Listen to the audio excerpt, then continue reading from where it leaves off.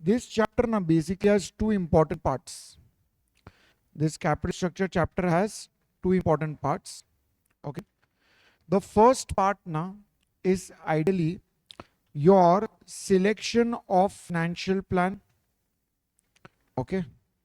Then what is going to be your indifference point and what is going to be your financial break-even point.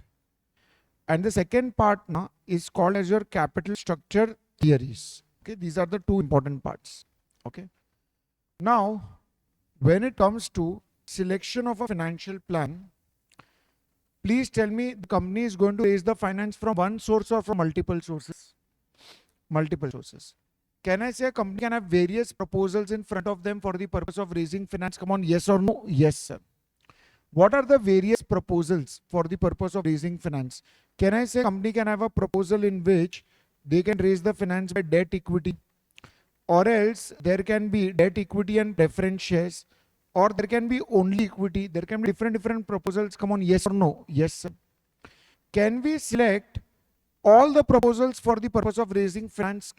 Then the answer is no. We have to carefully select a particular proposal which can be either on the basis of EPS or either on the basis of MPS.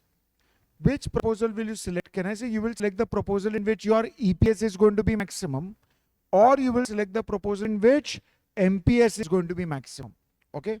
So how do we realize that which proposal should we select on what parameter? So if P ratio is given to you in the question, what is given to you in the question? Tell me. P ratio. Then we will select a particular financial plan in which what should be maximum, beta? MPS should be maximum. So whenever MPS per share is going to be higher, can I say we select that particular proposal? Come on, yes or no? Then the answer is yes. Okay. Now, considering this, let's say for example, my dear students, if I tell you that if you need 10 lakh rupees, and with the amount of 10 lakh rupees, suppose you have a capital of 2 lakh rupees. You are raising an EBIT of 2 lakh rupees. Okay. What is the amount which you have invested, beta? 10 lakhs. You want to invest in a particular project, 10 lakhs.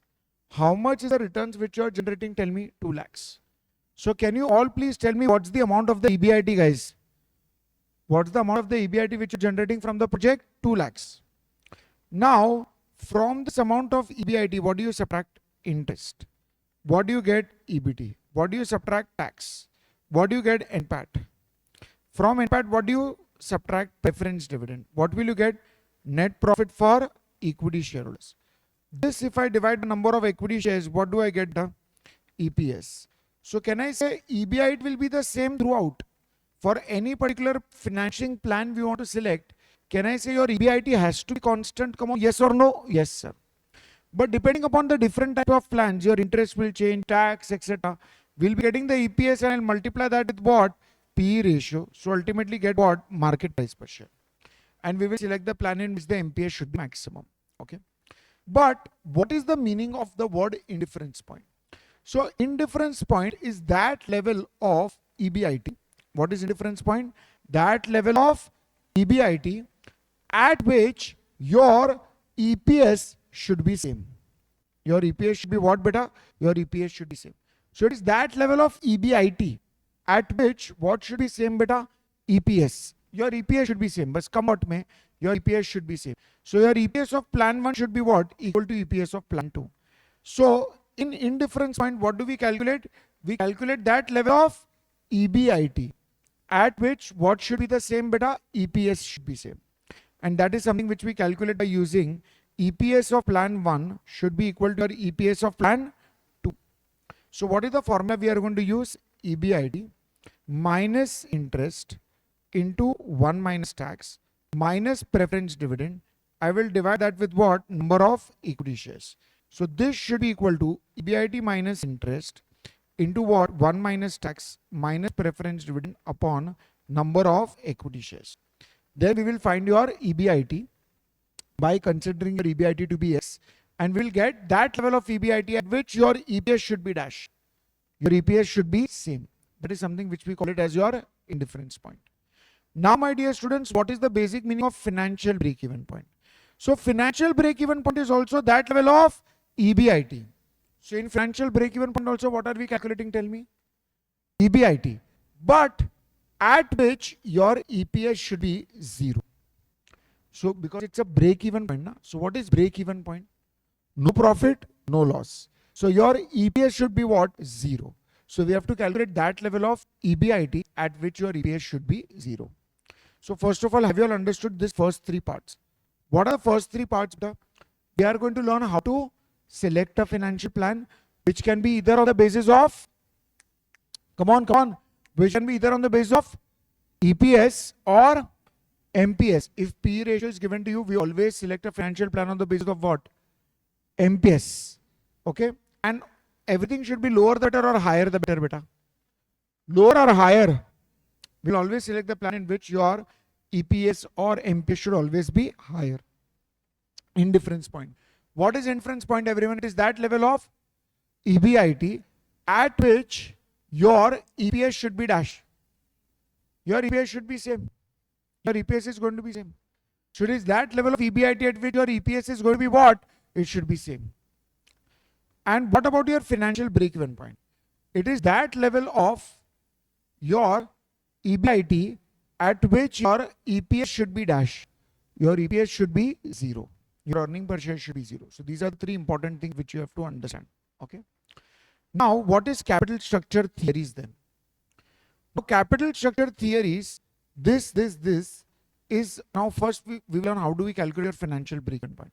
So to calculate the financial break-even point, we have to take the fixed financial cost, that is interest plus preference dividend, and we divide that with what? 1 minus tax. Because can you all please tell me that preference dividend is always given before tax or preference dividend is given after tax? So that's why we have to divide that by 1 minus tax. So we'll be getting the final answer, and then interest plus whatever is preference dividend on 1 minus tax will be grossed up, and both the things put together, that will actually give you your financial break-even point. Okay. So this is the first three parts. Okay. Now we are going to deal with the capital structure theories. Okay. Before that, let me just check. Okay. If they have given you any questions now. Okay, no. We are required to calculate these approaches only. Okay. So first, I will now start one by one approaches. I'll teach you and then we'll proceed further. Okay. Now pay attention. I'm explaining you capital structure theories. Okay. Everything in next 15 minutes. So pay attention to this. Okay. Capital structure theories. See, every theory in finance has some particular objective. Every theory has an objective. Okay. Like even in a scientific theory also, they will also have some objective behind it. So what is the objective of capital structure theories? Now it is to check that if you change the capital structure, should your WSCC change or not? Should your KO change or not? So capital structure theory is actually used for what, beta? It is used for checking that if you change the capital structure, your KO should change or not. Okay, whether your KO should change or not. So change in capital structure should have an impact on your KO or not. Okay, so for example, we have debt and equity. The ratio is 0.2, 0.8. Suppose this is 10%, this is 15%. What is going to be your KO, guys? Can I say this will now become 2%, this will become 12%, this will become what? 14%. Now, if I change this to 0.4, 0.6, what do you think? Will the KO remain the same or KO will change? Change, right? So there are some theories which tells you that if you change the capital structure, your KO will change. But there are some theories which will tell you that even if you change the capital structure, your KO is going to remain constant. Your KO is going to remain the same. Even if you change the capital structure, what is going to happen to your KO, beta? Your KO is going to remain the same. Your KO is not going to change. Are you guys trying to understand this? Okay. So there are some theories which will tell you that if you change in capital structure, your WSCC will change. Okay.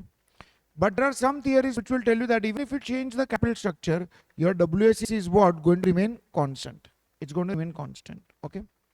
Now in capital structure theories, whenever you are studying now, you have to first understand that there are 3 assumptions to it.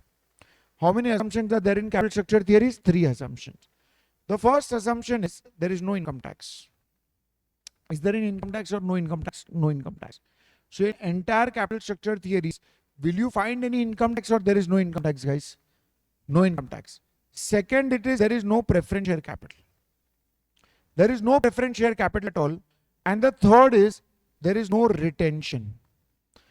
No retention. It means that whatever you are earning, you have to compulsory pay 100% by the way of dividends. So these are the three important assumptions. Okay. Now based on this, what do you think will be my income statement? My income statement starts from EBIT. From EBIT, what do you subtract? What do you get? EBIT. But because there is no tax, can I say this EBIT itself is your NPAT? Come on, yeah. And if there is no preference shares, can I say this NPAT is nothing but what? Net profit for equity shareholders. And if suppose you are not allowed to retain anything, can I say this amount itself is your what? Dividends. So can I say in capital structure theories, your EBIT itself is your dividends. Everyone understood this? Okay. Now, based on these assumptions, if I want to calculate what should be the market value of equity. Okay, what would be the market value of equity? Okay. Now, please tell me, how do you calculate KE under dividend yield approach? Under dividend yield approach, when dividends are going to be constant towards perpetuity, how do you calculate your KE? We take DPS upon MPS into 100. Come on, yaar, because there is no retention, there is no possibility of growth rate. So can I say your dividends are going to be constant towards perpetuity? Come on, yes or no? Yes, sir. So under your dividend yield approach, how do you calculate KE? Can I say by taking DPS upon MPS into 100? Do you guys agree with this? Okay. Now, if I take this MPS here, can I say my MPS will now become what? DPS upon KE. This process is called as capitalization, which we just now did in the last question of cost of capital. You know, where we had to calculate, what was your market price per share, whatever your value of equity, we took that and we divided that by your KE.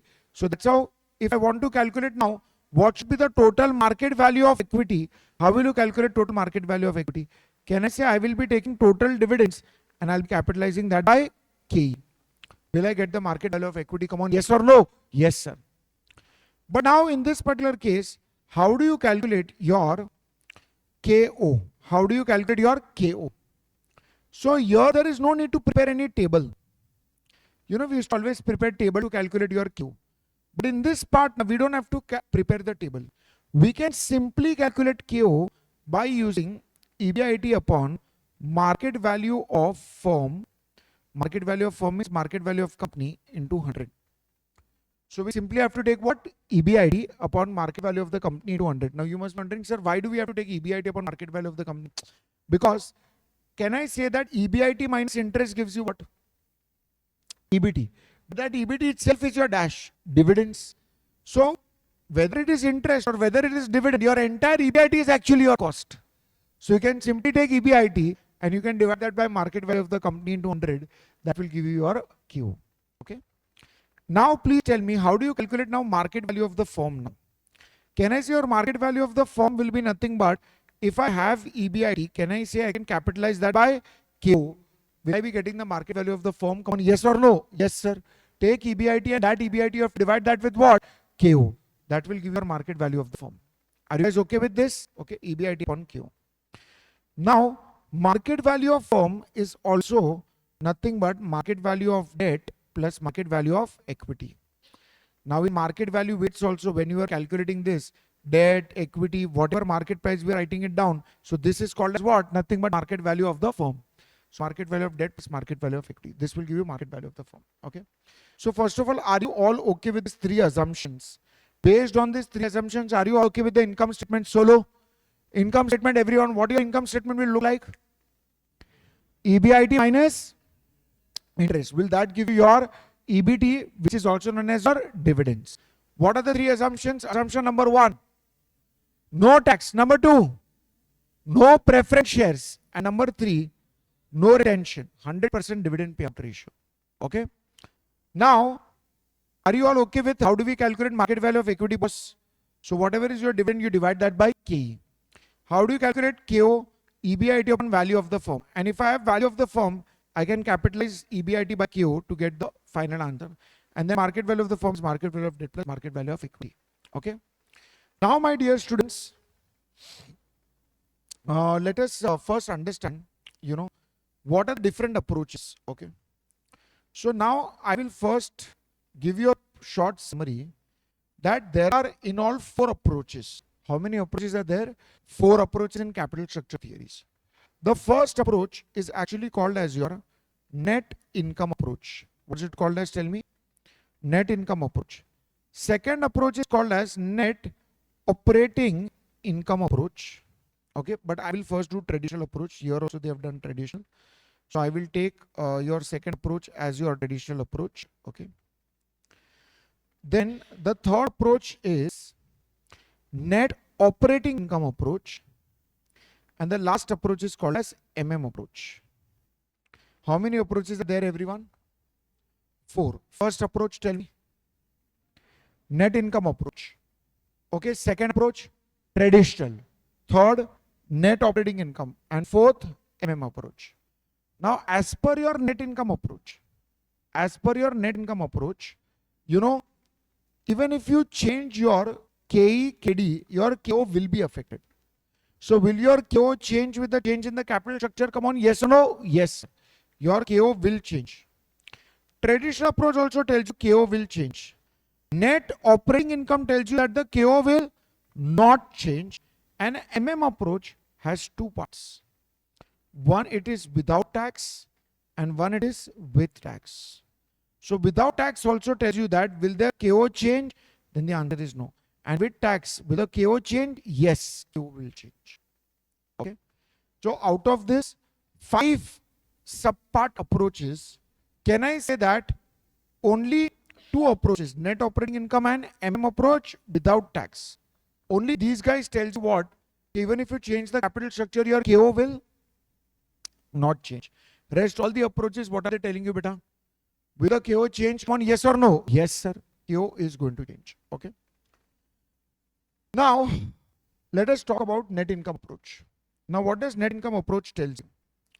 That your KD and KE will remain constant. What will happen to your KD and KE, beta? They will remain, tell me what? Constant. So, they are not going to change. Traditional approach tells you that your KE will increase. If you take more and more debt in the capital structure, will your KE increase? Come on, yes or no? Yes, sir. So, traditional approach tells you the KE will increase. Okay. Net operating income approach will tell you that KE will definitely increase. Okay. But KO will remain constant. Okay. But KO will remain constant.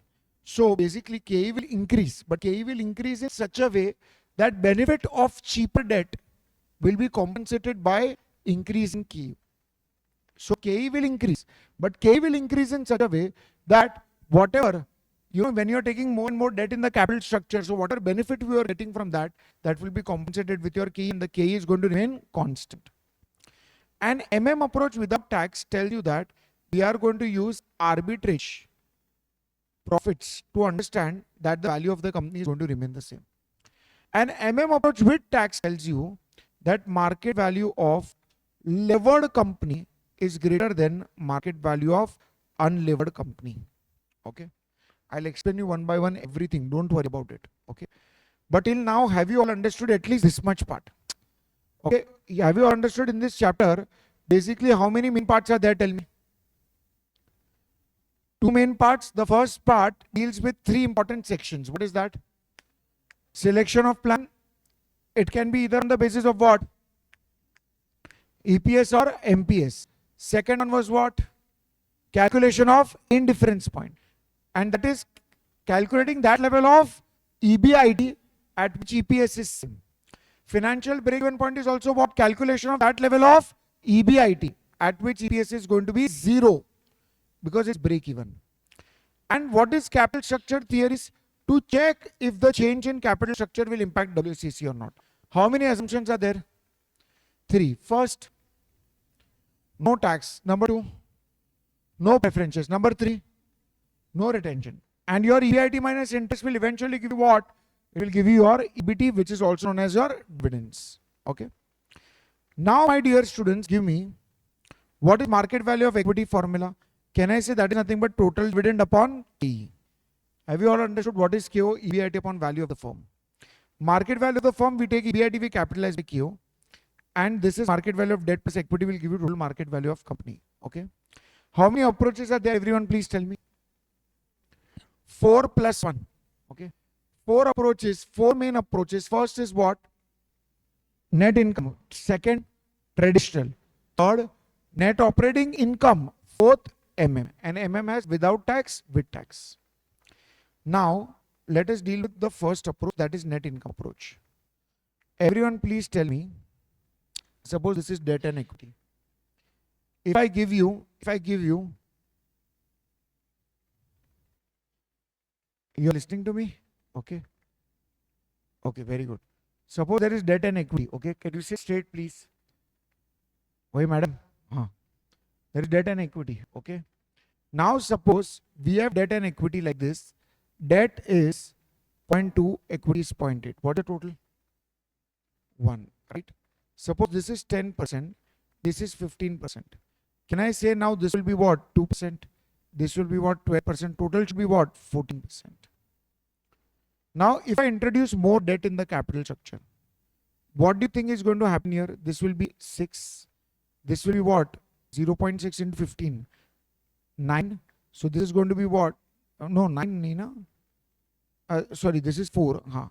0.4 into 10 is 4. This will be 9. So this will be what? 13.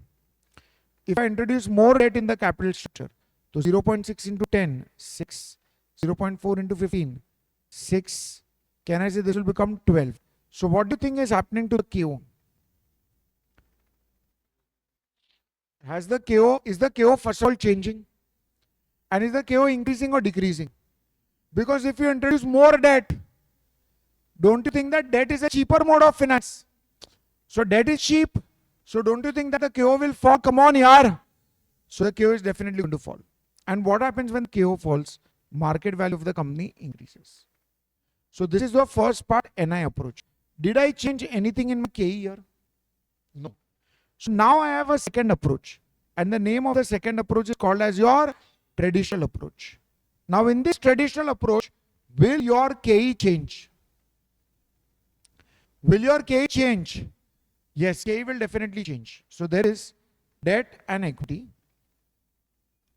There is debt and equity. Okay. Now, suppose your weights is 0.2, 0.4, sorry, 0.8, total should be 1. This is 10%, this is 15%. Okay, and this is 2%. So this will now become what? 12%, this will become what? 14%. Now, if you introduce more debt, 0.4, and I say this will become 0.6. Now they tell you that your debt cost example remains the same. This will be 4% only. But your K is not going to be 15%. Why? Because now you are taking more debt in the capital structure. When you take more debt in the capital structure, what do you think happens to the risk in the company? Will the risk in the company fall or the risk in the company rise when you take more debt in the capital structure? Rise. When the risk in the company rises, more and more people will expect more from you. Come on, yes or no? Yes, sir. So what do you think is going to happen to the KE? Will the KE remain the same or KE will enhance? KE will enhance. So for example, first it enhances initially marginally. So it just enhances by 0.5%. Example. So in this particular case, can I say 15.5 into 0.6? This will give you what? 9.3. So now please tell me what is this? 13.3. So are you getting benefit of cheaper debt? Yes. Because if you are taking debt in the capital structure which is 0.4, don't you think your KO is falling? Though your KE has enhanced, but still you are getting benefit of cheaper debt. But if you take more debt, if you take this as 0.6, then can I say 0.6 into 10 is what? 6%. But suppose now this KE increases drastically. Suppose it becomes 30%. So 30 into 0.4 will become what? 12. So now what do you think has happened to your KO? 18%. Now please tell me what do you think has happened to the KO? Has the KO reduced or the KO has increased? Can I say from 14 to 13.3 to what? 18. So under traditional approach, don't you think this is called as your optimum capital structure? What is it called as? Tell me. Optimum capital structure. Optimum means this is the best capital structure. So at this capital structure, you know, the KE has also increased. So equity shareholders are also happy. The KE benefit of cheaper debt, you have also got it. KO has reduced. Don't you think your market value is maximum in this approach? Yes or no? Yes, sir. Understood? Third is something which is called as net operating income approach. Now, what does net operating income approach tells you? Suppose this is 0.2, 0.8, this is 1. Suppose this is 10%, this is 15%. So this is what? 2%. This is 12%. So this has to be what? 14%. Okay. Now you introduce more debt. Suppose you take this as 0.4. Now what does NOI tells you? That at all levels of debt in the capital structure, your KO is going to remain dash. KO is going to remain the same. So can I say if this is 0.4, this is 10. So this will now become what? 4%. And if this is 4, then what the balancing figure left here? 10%. How did I get 10%? Because my overall cost of capital is dash 14. What's my overall cost of capital, guys? 14. And you all can just check that what is the amount of the debt? 4. So overall cost is 14. Amount of debt is 4. What do you think is the balance, beta? Can I say 10%? And that 10% is nothing but your equity. Come on, yes or no? Yes, sir. Now, if this is 10 and if this is 0.6, because ideally 0. Here, how do we calculate this? This into this will give you this part. But if this is 10 and if this is 0.6, can I calculate my new KE? Come on, yes or no? Yes.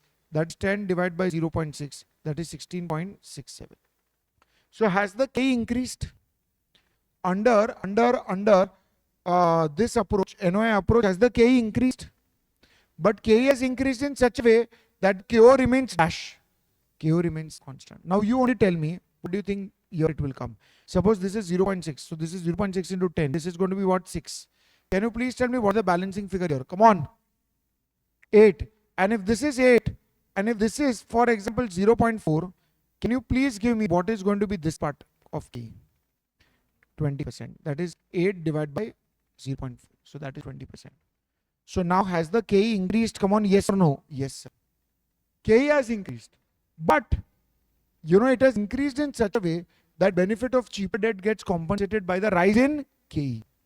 And your KO is always going to be kept constant. Okay. So what do you think will be the market value of the company? Here the market value of company is also going to be what? It is also going to be constant. Okay. Are you all okay with these 3 approaches, guys? What is the first approach? Tell me. Net income approach. Second approach, traditional approach. Third approach, NOI approach. Are you all convinced by this? Sure, confident, hello? Okay. Now, MM approach we'll do later on. First, let us do some questions. Okay. I don't want you to sleep. Okay. First, let us do some questions. After that, we'll continue further. Okay. Now, let us start with illustration 1.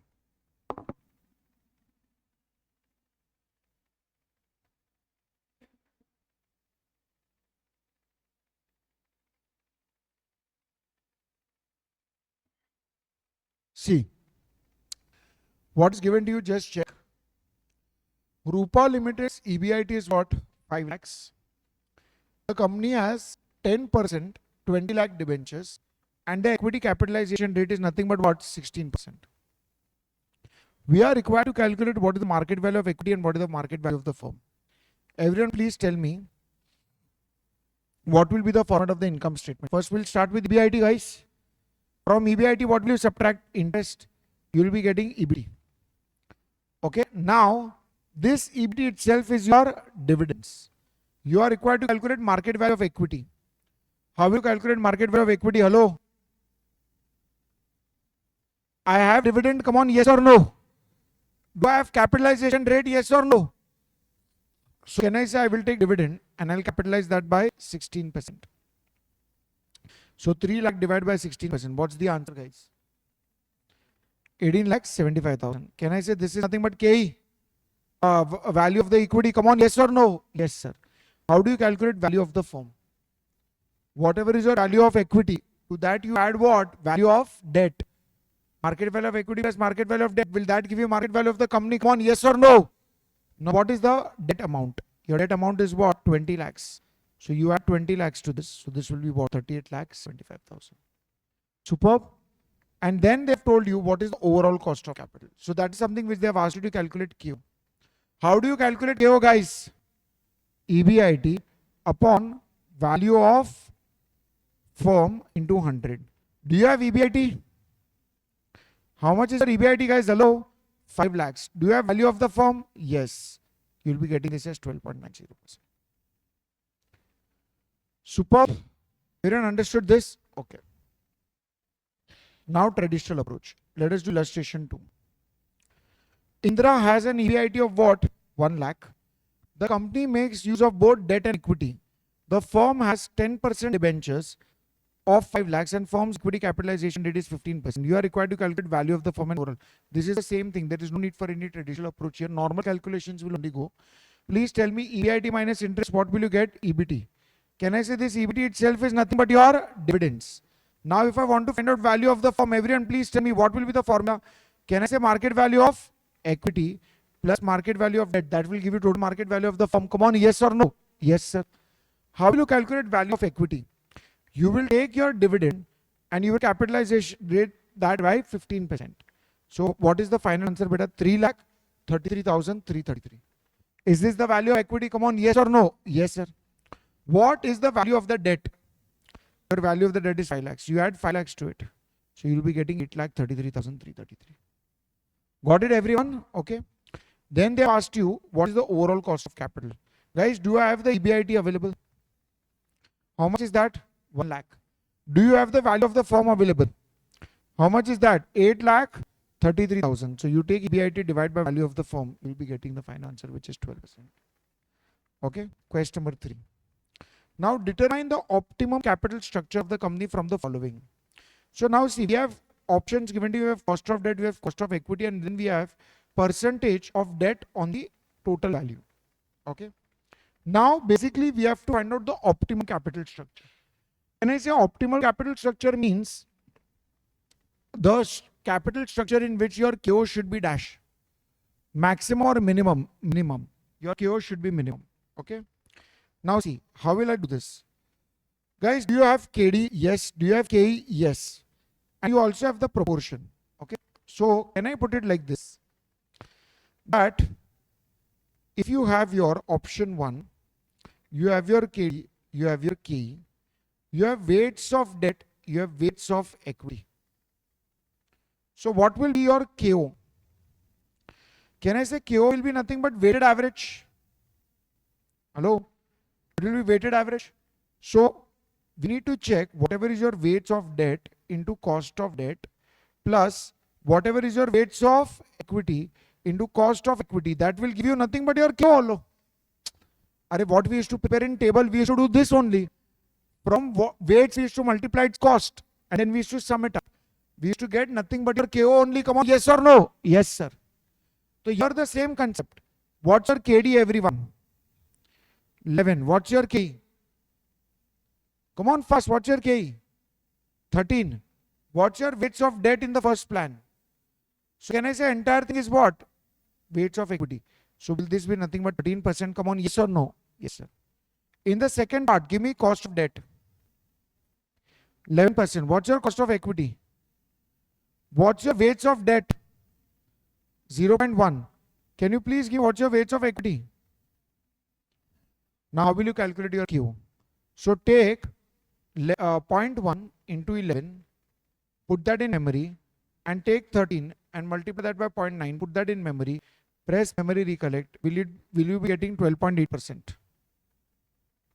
How much are you getting? 12.8%. Just confirm. Are you getting 12.8%? Solo yaar.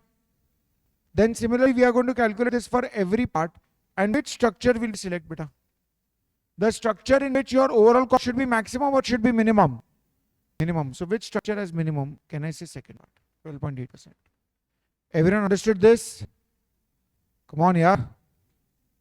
Question number 4. Now here also, Amita's Limited EBIT is given to you as how much amount? 5 lakhs.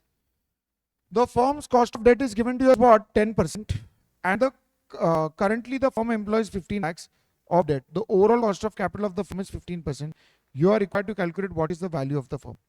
Now this is also the same thing, my dear students. See, do you have KO first of all? Overall cost of the firm. Do you have KO available? Come on, yaar. What's your KO? 15%. Now from EBIT, what do we subtract? Come on, interest. What do you get? EBT. EBT is also known as what? Dividends. What's your EBIT, guys?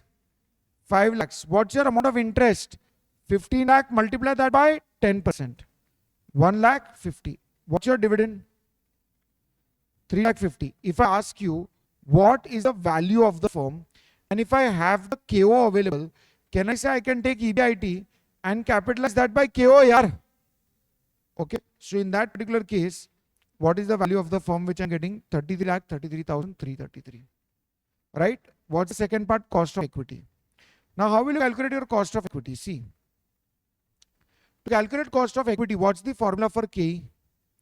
Dividend upon market value of equity into 100.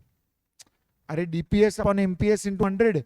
Or else if you take in a totality, it is nothing but dividend upon market value of equity into 100. Come on, yaar. Is this the formula to calculate your KE? Come on, yes or no? Yes, sir.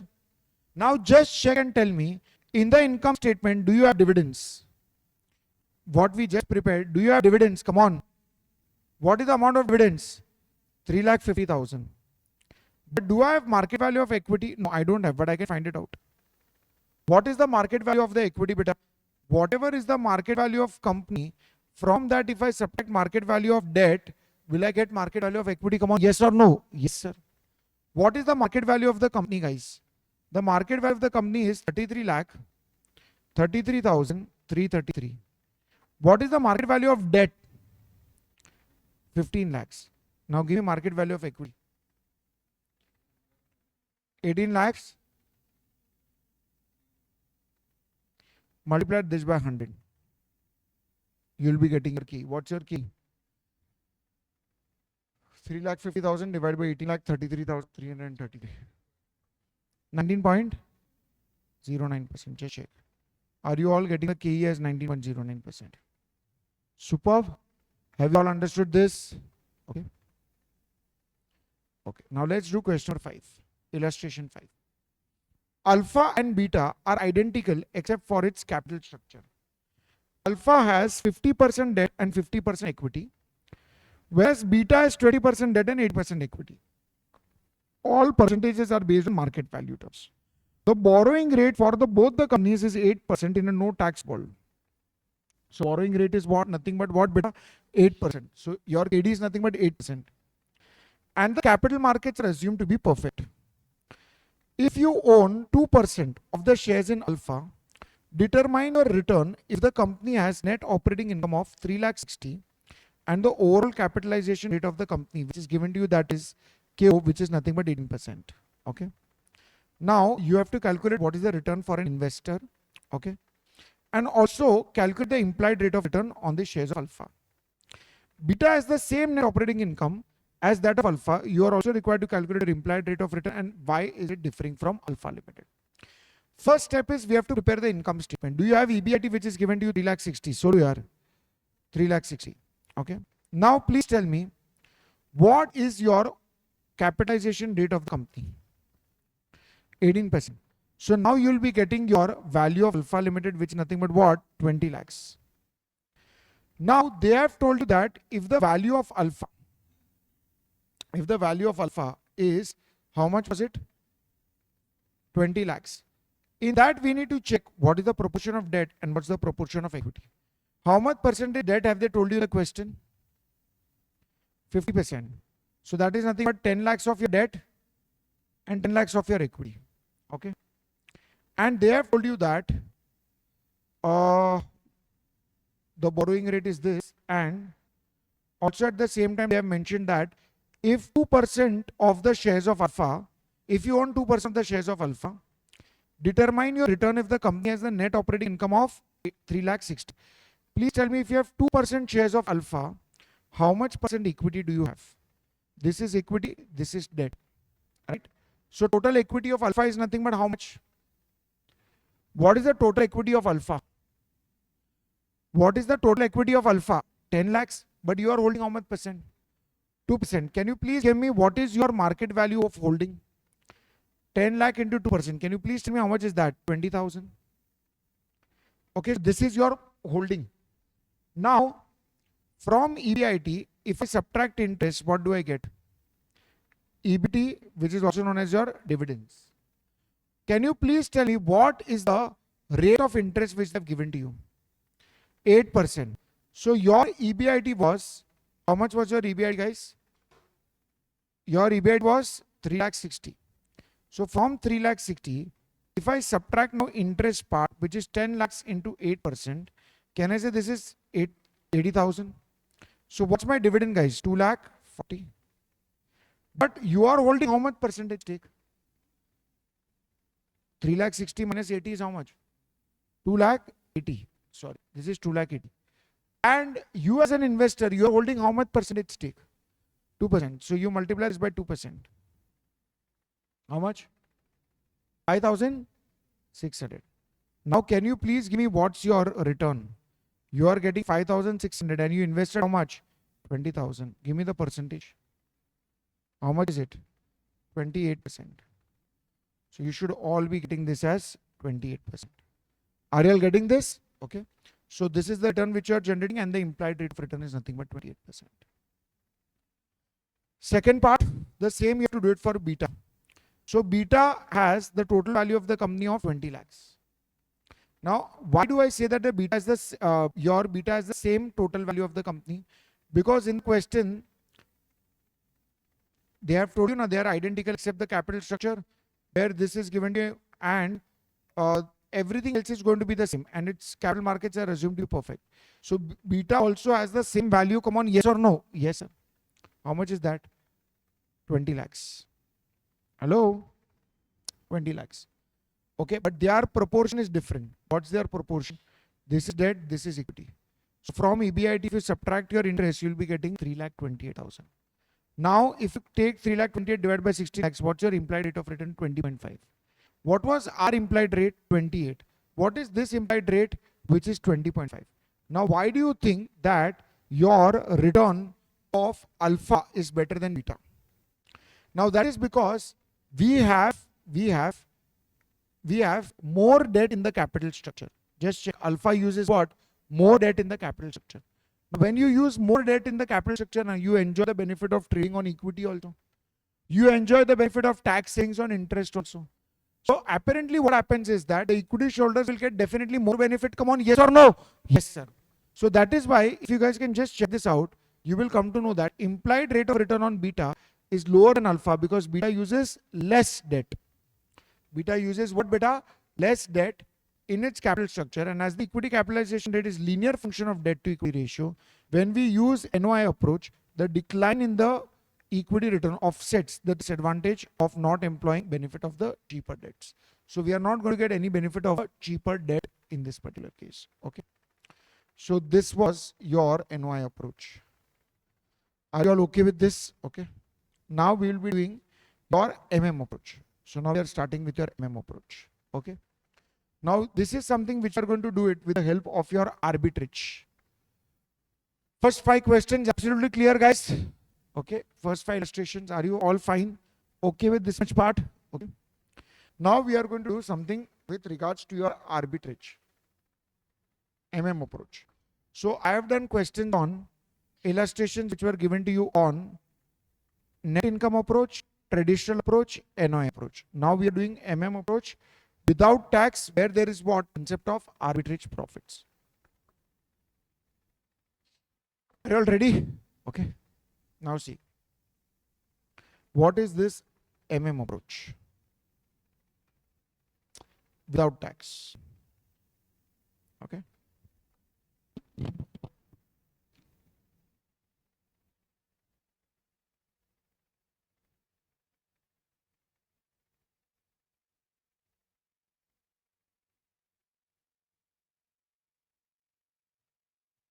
Now see, what this approach tells you. This approach tells you that if there is an arbitrage opportunity, people will try to exploit that arbitrage opportunity. Now, what is the basic meaning of the word arbitrage opportunity? To buy from a place where it is cheap and to sell at a place where it is expensive, to get something which is called as short profits. So let's say, for example, one commodity in Chennai is available at 20 rupees. The same commodity in Mumbai is available at 25 rupees. People will start buying from Chennai, sell where? Mumbai. Can I say definitely There will be some profits. Come on, yes or no? Yes, sure, profits. But what happens is when you start buying more and more from Chennai, the demand in Chennai is higher. So the price of the commodity will grow up. And when people will start selling in Mumbai, can I say the prices will go down? So then this 20 rupees will go up, 25 rupees will come down, and there will be a point of equilibrium. So same concept applies. That is, suppose there are two types of companies. One which is called as undervalued companies and one which is called as overvalued companies. People start buying which company shares? Underlying company shares. And they will start selling overvalued company shares. So when you buy undervalued company shares and when you sell overvalued company shares, can I say that at one point of time, the value of both the companies will be the same? So when value of both companies will be the same, can I say that the KO is also going to be the same? Because what is KO? EBIT upon value of the company into 100. So if both the companies are running same operating profits and both the companies have the same value, what do you think is going to be your KO? Can I say your KO is always going to remain what? It's going to remain constant. It's going to remain same. But it's a very unique way of explaining this. So he explains this entire concept with the help of what? Arbitrage scheme. Now he says that suppose there are two types of companies. One it is levered company, one it is unlevered company. Example. What is a levered company? A levered company is a company which takes dash in the capital structure, which takes debt in the capital structure. Unlevered company is only equity company. Okay. What is levered company which takes what in the capital structure? Tell me. It takes debt in the capital structure. And what is unlevered company, guys? It takes only equity in the capital structure. Now, this is debt and equity both. Okay. But it has debt in the capital structure. Suppose says that, for example, levered company has a value of, let's say, 20 lakhs. And an unlevered company has a value of what? 15 lakhs. Both the companies have the same EBIT. Both the companies have the same EBIT, 1 lakh, 1 lakh. Now, what does tells you in this particular case? That which one is the overvalued company? Tell me, levered or unlevered? Which is an overvalued company, levered or unlevered? Levered has a total value of 20 lakhs and unlevered company has a total value of 15 lakhs. Please tell me which company has a higher value? Levered or unlevered? Levered company is overvalued. So people will start selling which company shares? And people will start buying which company shares? Can I say for sure you will earn some arbitrage profits? And to earn this arbitrage profits, what does people do? They will start selling which company share, beta? Levered, so their value will fall. They will start buying which company shares, beta? Unlevered, their value will rise. And can I say there will be a point of equilibrium? And at point of equilibrium, will the value of both the companies be the same? Come on, yes or no? Yes, sir. So this entire concept we have to discuss. Okay. But first we have to identify which is a overvalued company and which is a undervalued company. People will start selling which company shares? Tell me. Overvalued. And they will start buying which company shares? Undervalued, for them to get some arbitrage profits. Now come to this illustration 6. There are two companies, N and M. Okay, so there are two companies. There is N, there is M. Having the same EBIT of 20,000. So do you have the EBIT, guys? Yes, sir. 20,000, 20,000. Okay, and then what I told you? That M is a levered company. So M is a levered company. N is an unlevered company. And M has a debt of rupees 1 lakh at 7% rate of interest. From EBIT, what do you subtract? Come on, yaar. What do you get? EBIT. And this EBIT will be called as your what? Dividends. Right? Now in this particular case, let's talk about interest. Can I say for levered company, what is the amount of loan which you have? 1 lakh and what's the rate? 7%. So 1 lakh into 7%. Can you please give me this? What is the amount? 7,000. So what's your interest? 13,000. For unlevered company, is there any interest? No. So this has to be what? 20,000. Are you all convinced by this much part? Okay. Now, my dear students, We have the cost of equity of N limited, which is 10%. N. What's the K given to you? 10%.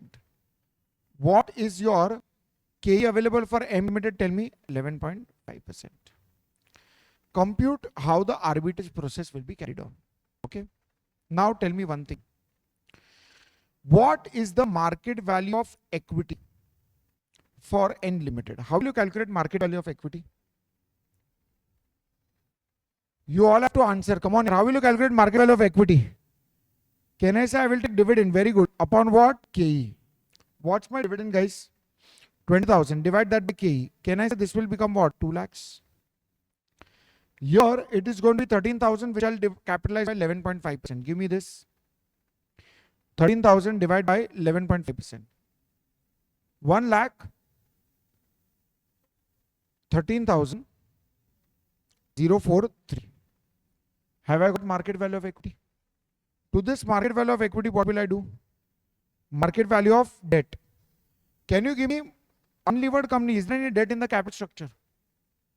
And then here, what will be the debt? 1 lakh. Sure, give me what is this going to be? 2 lakhs. 2,13,043. Now tell me which company has a higher market value, M or N? Which company has a higher market value, M or N? M has a higher market value as compared to N. Come on, yaar.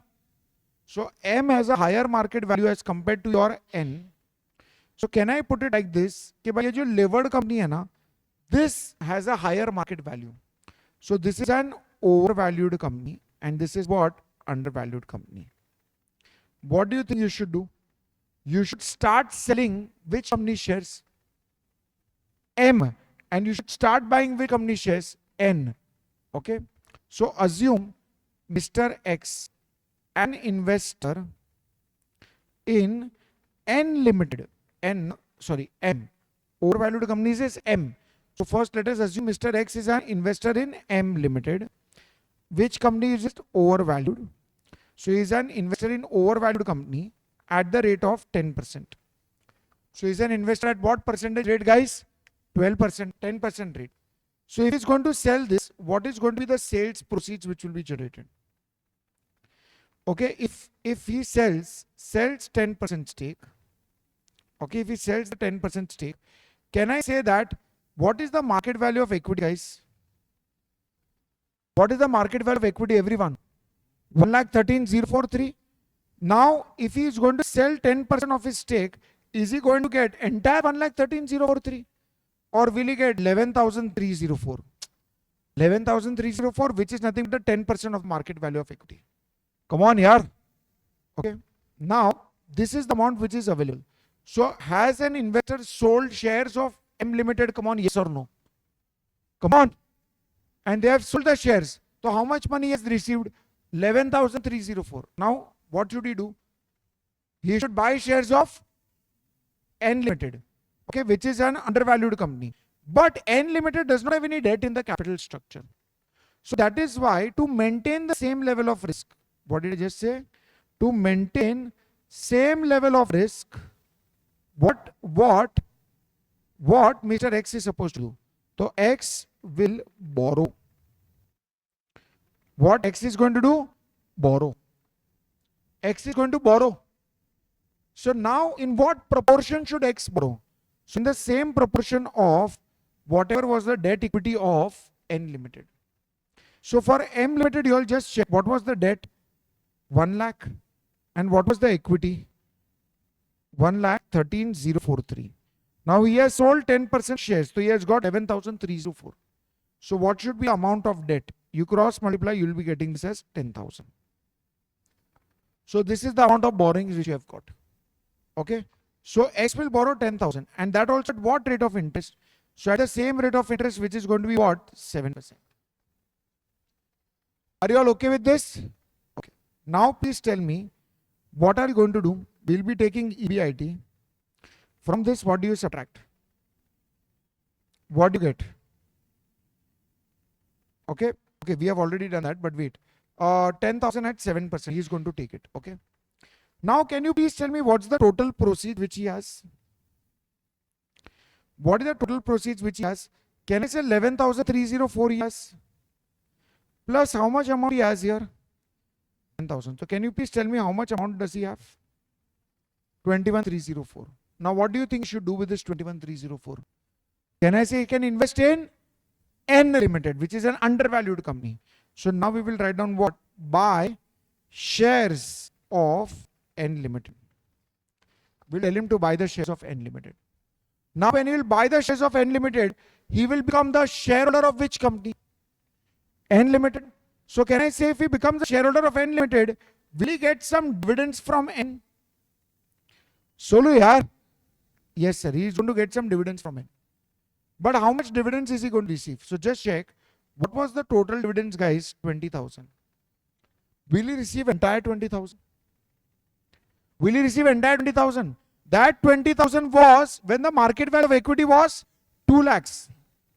So if you are buying entire 2 lakh shares, you get 20,000. But are you buying entire 2 lakh shares or you are just buying 21,304? 21,304. So can you please tell me 21,304 into 20,000, divide that by 2 lakhs. Can you give me the answer? How much is this coming as? 21,2130.4. This is the dividend an investor is receiving from which company? N. But don't you think that he has taken some loans? Come on, yes or no? If he has taken some loans, then what he has to pay? Interest. So he has to pay interest. How much loan has he taken? 10,000. What's the rate of interest?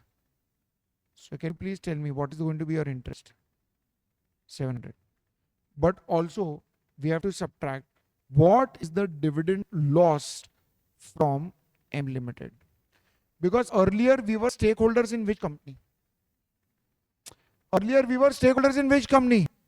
M Limited. How much percentage stake we had?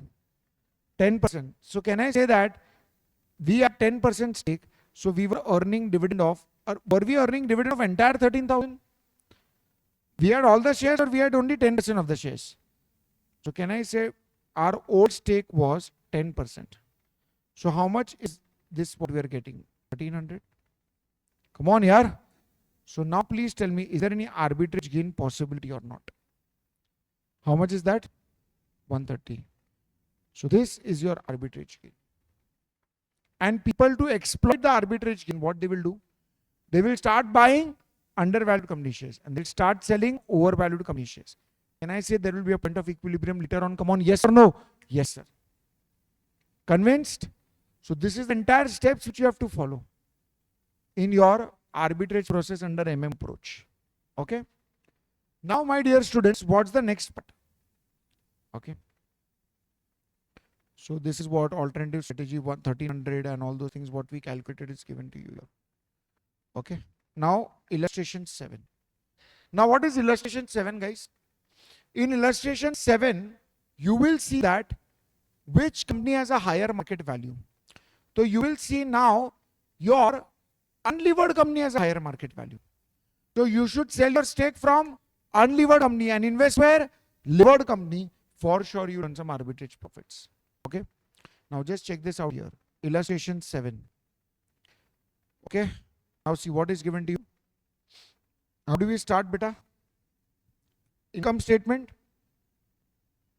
Yes or no?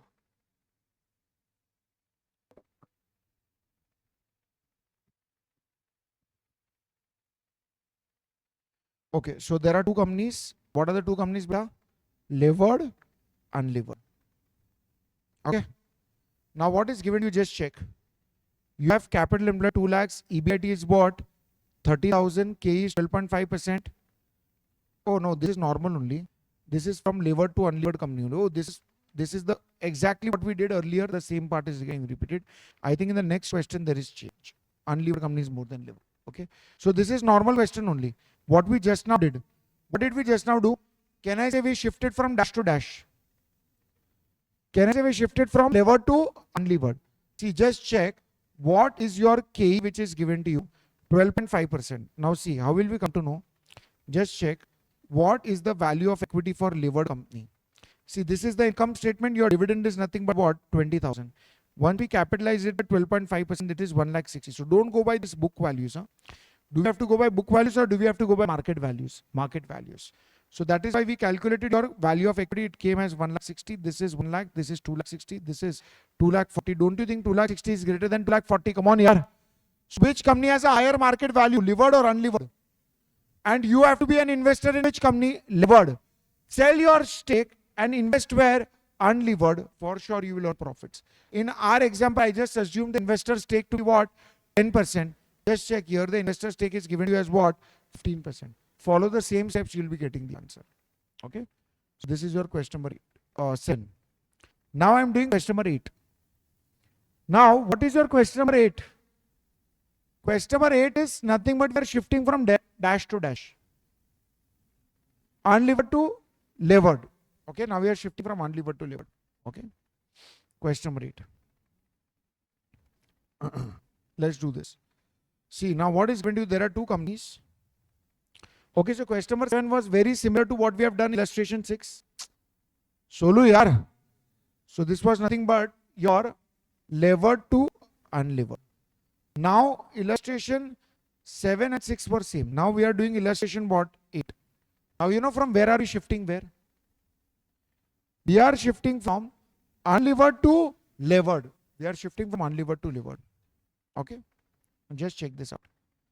There are two companies, U and L, having the same NOI. NOI stands for your net operating income, which is nothing but what? 20,000. Except that L is a levered company having a debt of 1 lakh at 7% and cost of equity of U and L is 10 and 18. We are required to calculate how the arbitrage profits will work. Okay. Chalo. Everyone please tell me. Unlevered company, levered company. How do you start? EBIT minus what? What do you get? EBIT also known as your what? Dividends. What's your amount of net operating income? Solu, come on, yaar. 20,000. Is that your EBIT?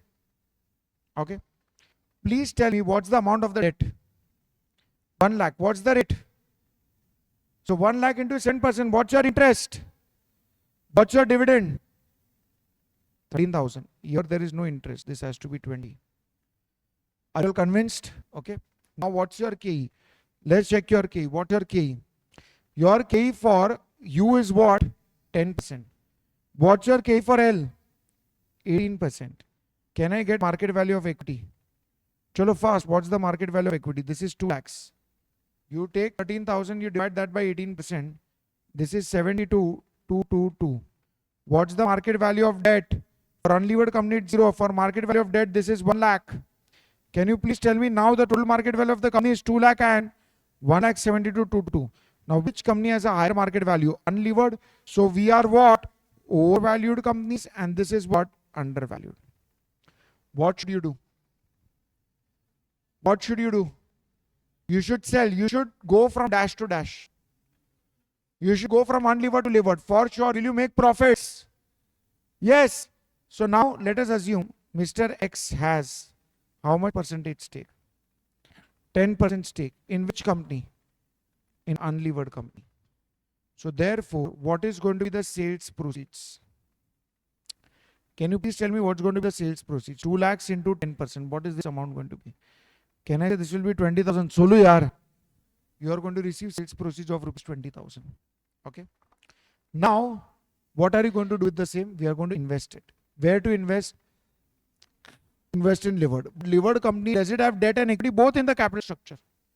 So in this particular case, invest in L and in debt also and in equity also. But in what proportion? In the same proportion. This was 1 lakh. This was 72,222. Matlab total was 172,222. How much amount do we have? 20.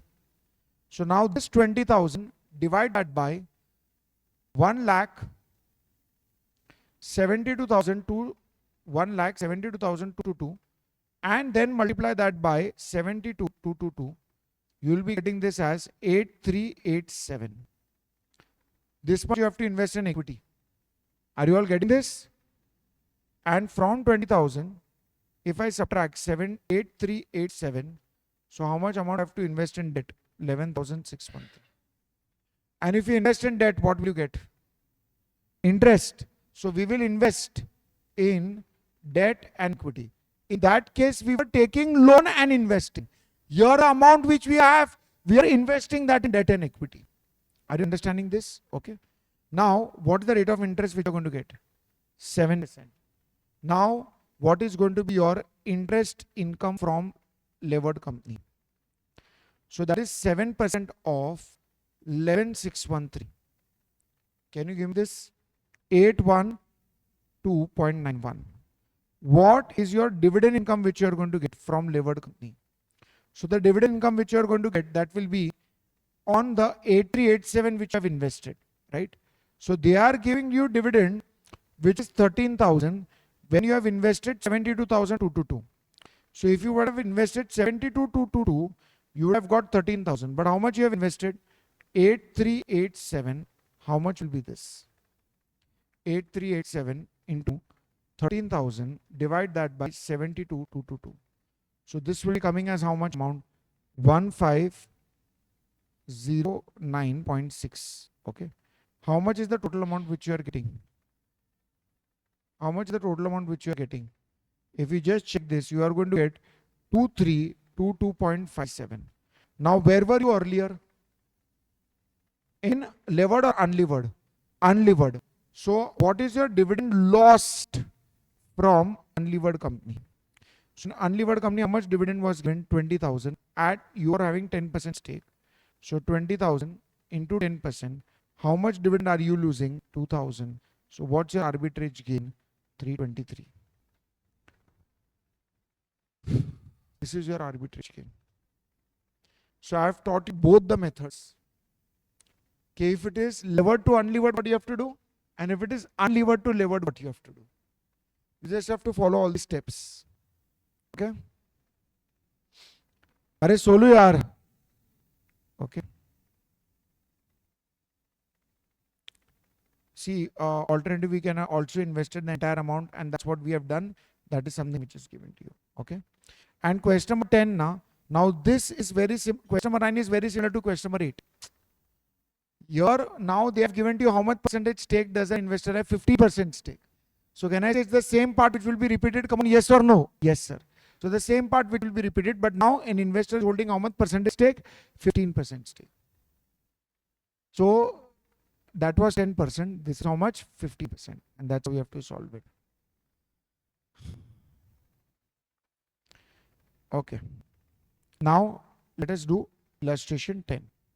Now this is your with tax. Okay. Okay, so this is, I think, the last illustration. After that we are, no, then there are illustrations pertaining to EBIT-EPS. Okay. But this won't take much of your time. This will be able to understand it very thoroughly. Okay, because this is relatively easy. Okay. But I'll not stretch much today, don't worry. Okay. I can see it from your faces. Right? Because I think, because this capital structure theory is little bit of heavy also. Don't worry, we will do that EBIT, EPS, etc. part we'll do it from tomorrow. Okay. Tomorrow 1.5 hours I'll take for EBIT, EPS and all the other practical questions. Don't worry. But at least whatever you are doing, you have to focus properly. You have to pay attention. Are you there? Sure. Are you all tired? Should I order coffee for you? You want coffee? In 50 rupees. You want coffee? No. This maroon shirt is not denying also. It's like you want to order, you order. It's okay. Chalo, we'll complete this and then we'll go, okay? Then we'll do your EBIT, EPS and all the other things. But promise me that you are going to revise this, you'll solve this and come tomorrow. At least question number 1 to 10. Will you do that? Can I trust you? Because investment decision is also very lengthy. In that we'll be doing some selective part, not everything. Okay, because it's very lengthy. If I do everything, then I will need 4-5 days just to complete investment decision. Okay, so all the important parts will do it. Because the questions itself, they are very lengthy.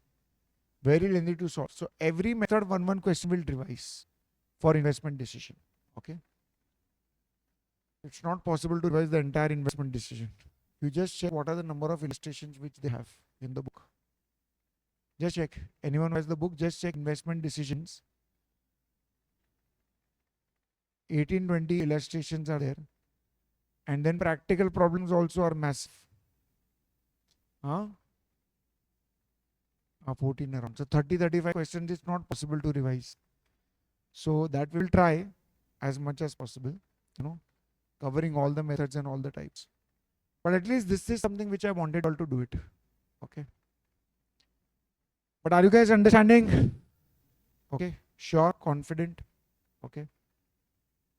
Question number 10. Let's do this. Now this is MM with tax. What is this, guys? This is your nothing but MM with tax. Now pay attention. MM with tax. Now my dear students, please tell me. First approach, what did we do? NI approach. Second, what did we do? Traditional. Third, NOI approach. Fourth, MM approach without tax. Last approach, what is it? MM approach with tax. Now you must be wondering, sir, what is this MM approach with tax? So when there is tax rate which is given to now, always remember that a company in which there is tax savings now, that company will have a higher market value as compared to the company in which there is no tax savings. So which company will have a higher market value, beta? The company in which there is going to be tax savings. So between levered company and unlevered company, can you all please tell me which company has a higher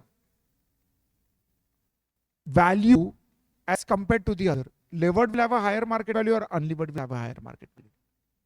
Levered or unlevered? Of course, levered will have a higher market value as compared to the unlevered, yaar. Because levered enjoys what? Tax savings that unlevered is not going to enjoy.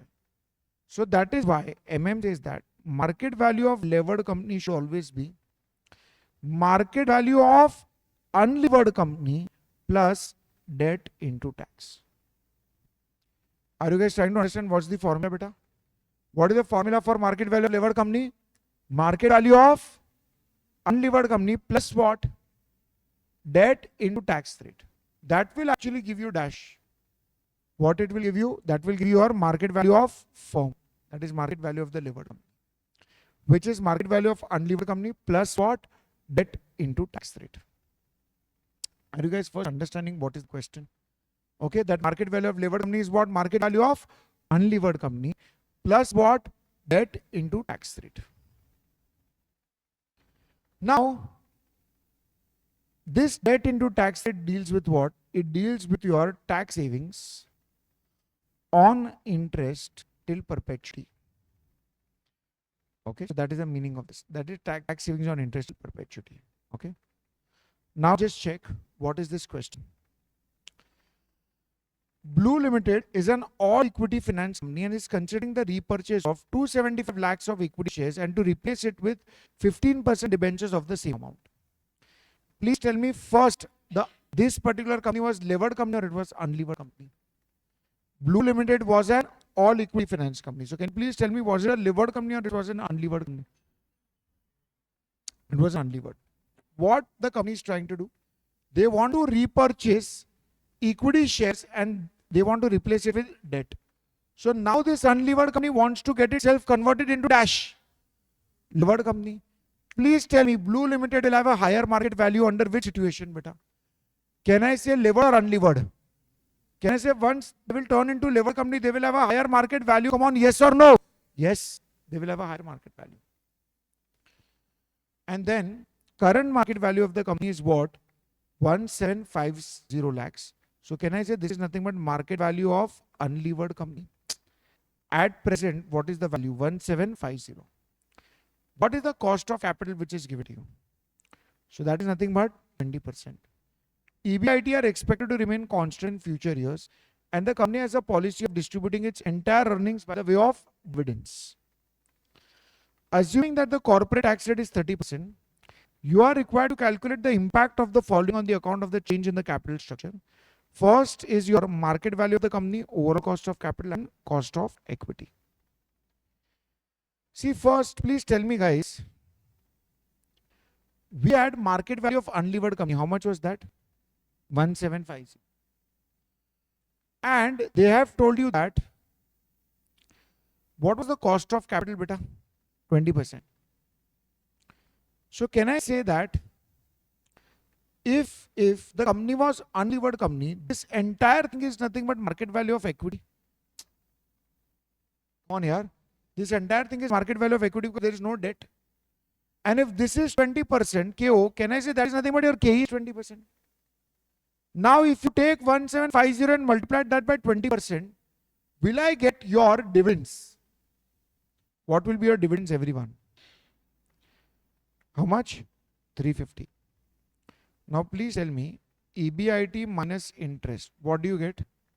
EBT. Minus tax, tell me what you get? NPAT. Now have I got my NPAT, which came as how much?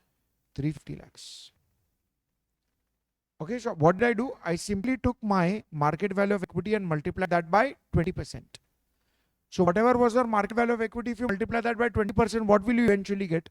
Dividends. So I've got my dividends, which is amounting to what? Nothing but 350. Now if I've got my dividends, which is 350, can I say I can go reverse and I can calculate my dash?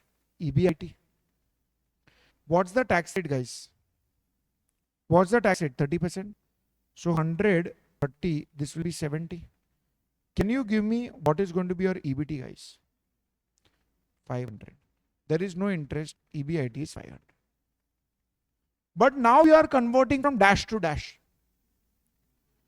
Unlevered to levered. So can I say my levered will have EBIT of 500? What is going to be my interest part? Can I say my interest is going to be, what is my interest going to be? Can I say 275 lakhs into 15%? So what is 275 lakh into 15%? Can you give me this interest? Sorry? 41.25. What is your EBT? 500 minus 41.25. 8.75. What's the tax rate? 30%. 137.62. Can you give me NPAT?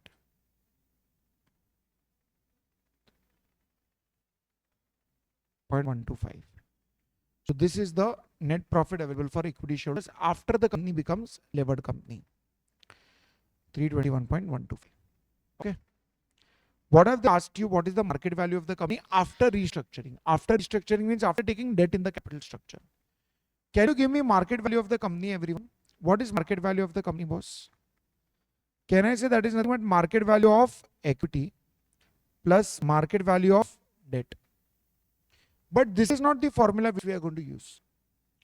Because whenever there is tax rate given to you, what did I just say? Whenever there is tax rate given to you, can I say your market value of levered company will become market value of unlevered company plus debt into tax? What is the market value of unlevered company? What was the market value? 1750. What is your debt? How much is it? 275. What's the tax rate? 30%. Can I get this 1150 plus 275 to 30%? What is this going to come? 1832.5 lakhs.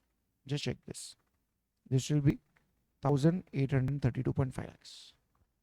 Understood this? Okay. This is market value of the firm. But second is what is the overall cost of capital? But before that, we already need your KE. So first should I find out KO or first should I find out KE? KE should be first found out. Because once I have KE only, then I can calculate my KO. How will you calculate KE, guys? Can I say KE can be calculated by taking whatever is your dividend upon market value of equity into 100? This is the formula for your KE. Come on, yes or no? Yes, sir. Just check what is going to be your dividends.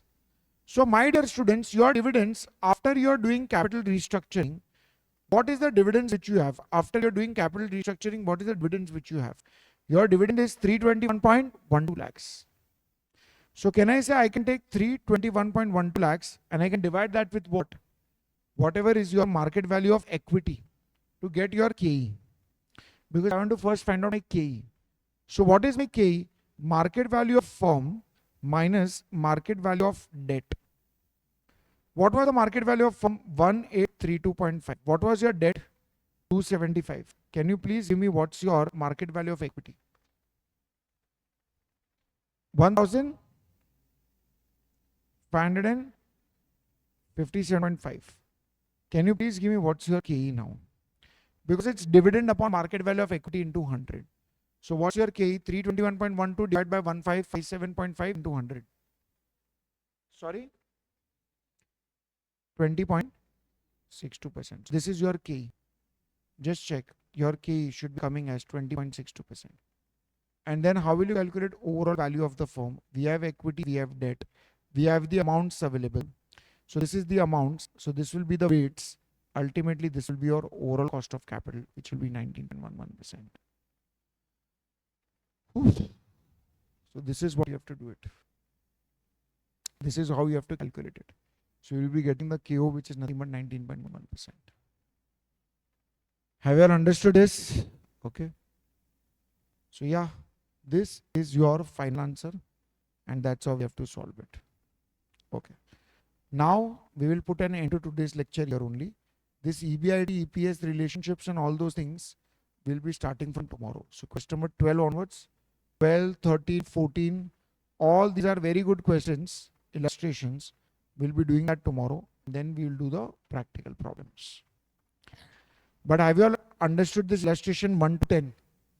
So do one thing. If you want not, just do that levered to unlevered company, that 15% part, and unlevered to levered, that 15% part once again. So try to do that once again. Okay? So you should be able to get it. So that's it, my dear students. I'll see you tomorrow. Okay?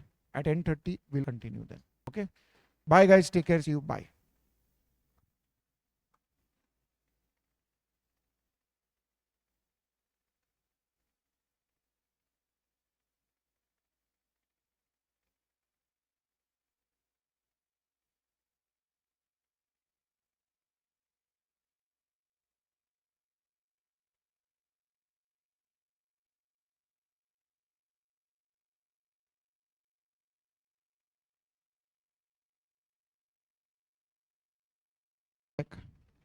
Okay. Everyone, welcome back. Chalo. Are we all ready? Okay. So let's continue this further. Now, what are we going to continue with? So as you all are aware that we are going to continue this now with your capital structure. In the last lecture, we completed up to your EBIT. We completed up to your, what was the last thing which we did was your capital structure theories, right? So we also completed your approach till then. Okay. Now we are going to continue further with your capital structure, and we are going to continue now with something which is called as your optimum capital structure. Okay. Now, as I told you that what is the basic objective of a CFO for any particular company? That is nothing but to maximize what? Wealth of equity shareholders.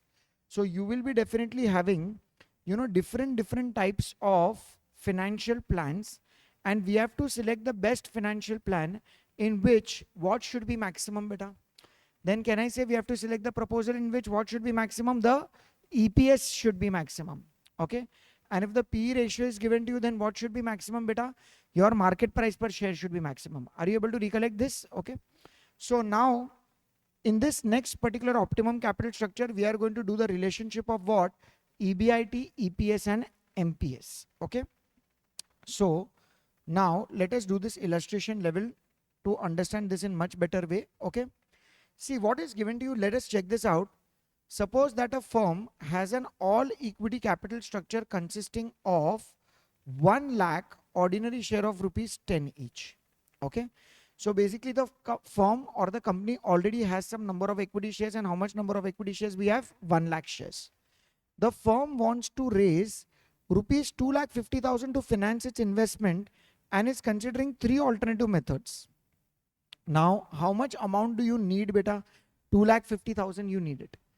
And if you need 2,50,000, how many plans do you have? We have 3 plans. First, to issue 25,000 ordinary share of rupees 10 each. So in the first proposal, we will be issuing entirely your ordinary equity shares. Second, it is what? That we are going to borrow 2,50,000 at the rate of 8%. And third part is what? That we are going to issue preference shares at rupees 100 each at 8%. Okay. So these are the 3 plans. If the firm's EBIT on additional investment is 3,12,500, the tax rate is 50%. Find out what is the EPS under the 3 alternatives. So it's a very basic question. How should you approach such kind of a question? Whenever you see a question on capital structure where you need 2,50,000 rupees, okay, and these are the 3 multiple plans. So the first thing is we have to prepare what is the summary of financial plans. What do we have to do, beta? We have to start with what is the summary of financial plans. How many plans do you have, beta? 3 plans do we have, and we are raising the money by the way of equity or debt or preference shares. Okay, what's the total amount which is required? Just check. The total amount which is required is nothing but how much, beta? 2,50,000. So we need 2,50,000. Okay, we need this 2,50,000 which is required. And in plan 1, just check how are we raising this 2,50,000. So we are issuing 25,000 ordinary shares of rupees 10 each. So entire money is your plan 1 equity share capital. There is no debt, there is no preference shares. In your second plan, you all can just check. We are going to borrow 2,50,000 at what percentage rate? 8% rate. So we are going to raise your entire 2,50,000 with the help of 8% rate. And then in the third part, there is issue of 2,500 equity shares of rupees 100 each at 8% preference dividend. So are we raising by 2,50,000 by the way of preference share capital? Come on, yes or no? Yes, sir. So once you prepare the summary of financial plans, then we have to check what are the number of equity shares. Okay. Now this number of equity shares, this will be having your existing number of equity shares and also some fresh issue of equity shares. Can I say this will give you your total number of equity shares? Come on, yes or no? Yes, sir. Can you please tell me what is the existing number of equity shares which we already have? So they have told you that we have 1 lakh ordinary shares. Ordinary always means your equity shares. So we already have existing 1 lakh shares. Now 1 lakh shares is going to be there irrespective of the way we are going to finance your capital. Can I say 1 lakh rupees is definitely going to be there? Come on, yes or no? Yes, sir. Now let us talk about your new plan. So in new plan, can I say in plan 1, we are raising 2,50,000. Come on, yes or no? Yes, sir. How are we raising this 2,50,000? Then in that particular case, we are raising this 2,50,000 by issuing ordinary shares of 25,000. So here the new shares will be 25,000. So can I say the total amount is going to be what? 1,25,000 shares. Please tell me for plan 2, will there be any new equity shares which will be issued? No, because the entire money is raised by the way of what? Debt. So this is entirely 1 lakh shares. In plan 3, are we raising the money by the way of issue of equity shares? No. So can I say this 1 lakh will be nothing but your total number of equity shares? Okay. Now, how do we have to start with this particular question? So we have to prepare what? Your income statement. Your income statement will always start in capital structure from which particular part? EBIT. See, in ratio analysis, we started with the income statement by sales, less COGS, less GP, less operating expenses that give you operating profits. Okay, that was your EBIT. In leverages, we prepared the income statement starting with sales, less variable cost. We got contribution, less fixed cost. Then we got the EBIT. Here in capital structure, we'll always start with what, beta? We are going to start with your EBIT.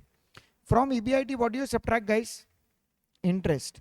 What do you get, everyone? EBT. From EBT, what do you subtract? Tax. What is the tax rate which is given to you in the question? Is there any tax rate which is given to you in the question? They have told you that the tax is nothing but at the rate of 50%.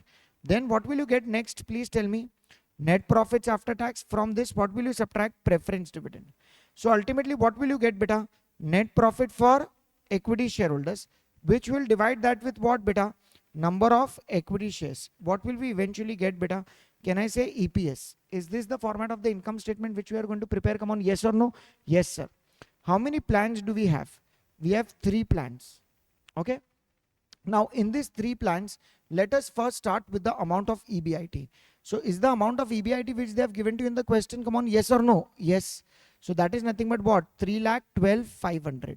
So this is the amount of EBIT which we have. Now from EBIT, what do you have to subtract? Tell me. Interest. Does plan 1 have any interest? No. So can I say your EBIT will itself will become 3,12,500. Okay. Then we have to subtract tax, NPAT, preference dividend, net profit for equity shareholders. We divide that by number of equity shares. Ultimately, we get the EPS. Can I say the same happens with plan 2? But will plan 2 have any interest? Come on, yes or no? Yes, sir. What will be the amount of the interest, guys? Can I say from 2,50,000, then we have to subtract what is going to be the interest. So that will be what? Your 20,000 rupees, that will be your interest. Come on, yes or no? Yes, sir. And then there is no interest here. But will there be any interest of preference dividend which will be coming in your plan 3? Come on, yes or no? Yes. And all these things we are going to divide this by the number of equity shares which we have calculated. So ultimately we'll be getting your EPS, and we will select the plan in which the EPS should be maximum or it should be minimum, beta. Maximum. So can you see here, in case of that your EPS is maximum, will we go forward with the same? Come on, yes or no? Yes, sir. Okay. Now after this, just come to the next particular part in which we are going to deal with your indifference point, etc. So come to your question number, illustration number 12. Now in this illustration 12, see what is given to you in the question, that best of luck, a profit making company has a paid up capital of what? 100 lakhs consisting of 10 lakhs ordinary share of rupees 10 each. So already, is there any existing number of equity shares which is there in the question? Come on, yes or no? Yes, sir. Okay. And currently it's earning a pre-tax profit of rupees 60 lakhs. Now please tell me, was there any debt in the capital structure? In the existing part, was there any debt in the capital structure? No. So can I say that entire pre-tax profit is nothing but your what? EBIT. So at present you are earning an EBIT of what? 60 lakhs. Now the company shares are listed and are quoted in the range of 50 to 80. And the management wants to diversify the production as an approved project which will cost 50 lakhs. So how much funds is required to be raised, beta? 50 lakhs is required to be raised, which is expected to yield a pre-tax income of 40 lakhs. Now always remember that whenever we are yet to structure your capital, so whatever is the profits which is getting generated from that project, that profits will always be called as your EBIT. That how much is the profits which you are going to generate from that additional project. Okay. And that is always before your structuring of your capital. So if I'm going to invest 50 lakh rupees in this project, how much amount am I going to earn out of that? 40 lakhs. So can you please tell me now, after expansion, what's the total EBIT which you are going to earn, beta? 100 lakhs. Okay. So this is going to be your EBIT after expansion. And then they have told you that to raise the additional capital, following options are there. How many options are there, guys? 3 options. So to issue your share capital for an entire additional amount, and it is expected that the new shares which is having a face value of 10 will be sold at a premium of rupees 15. Everyone please tell me, face value is what? 10. What's the premium part, beta? 15. So can you all please answer this in one voice and tell me what is going to be the issue price of the preference shares, of the equity shares? What's going to be the issue price? Can I say your issue price is going to be now 25 rupees? So now if I want to raise 50 lakh rupees and the issue price is 25, can I get the total number of equity shares which can be issued? Come on, yes or no? Yes, sir. So you will take 50 lakhs and you will divide that with what, beta? You will divide that by 25. Ultimately, you will be getting how many number of shares? 2 lakh shares. So can I say 2 lakh shares will be issued fresh? Come on, yes or no? Yes, sir. And to issue 16% non-convertible debentures of rupees 100 each for the entire amount. In the second plan, how are we issuing, beta? We are issuing entirely by the way of what? Non-convertible debentures. And to issue equity capital for rupees 25 lakhs, face value of rupees 10, and 16% non-convertible debentures. In this case, the company can issue the shares at a premium of what? Rupees 40. So can you please tell me what will be the issue price in the next case, beta? Can I say that will be 50 rupees? Come on, yes or no? Yes, sir. And advise which is the best option, and management wants to maximize the EPS, and the tax rate is what? 50%. What did I tell you? Whenever you see a question on capital structure, how should you approach that, beta?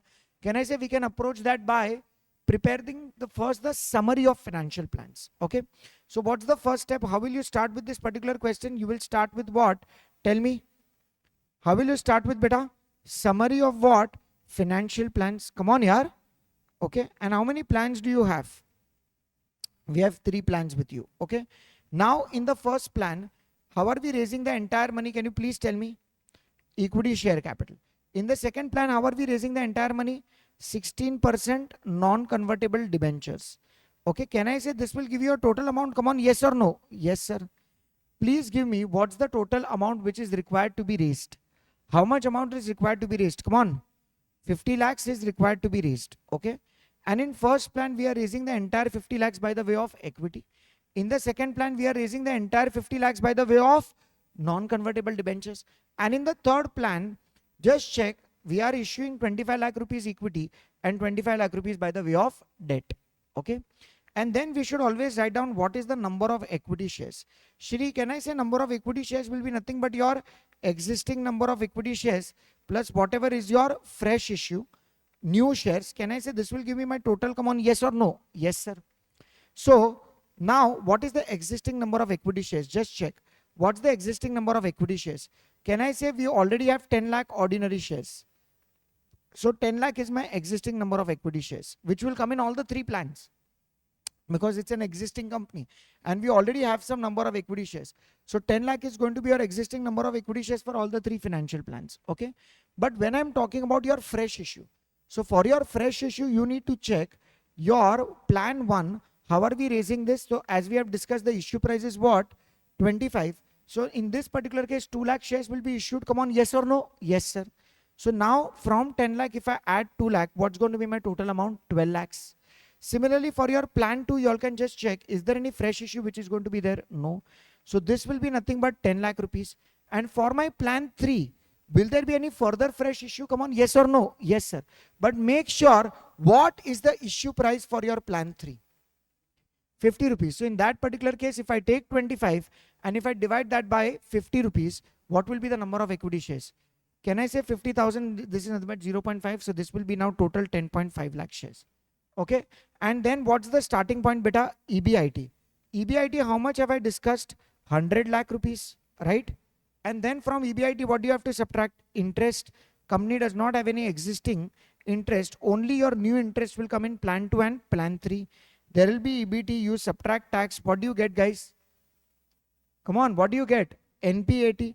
From NPAT, what do you subtract? Preference dividend. But is there any preference dividend in the question?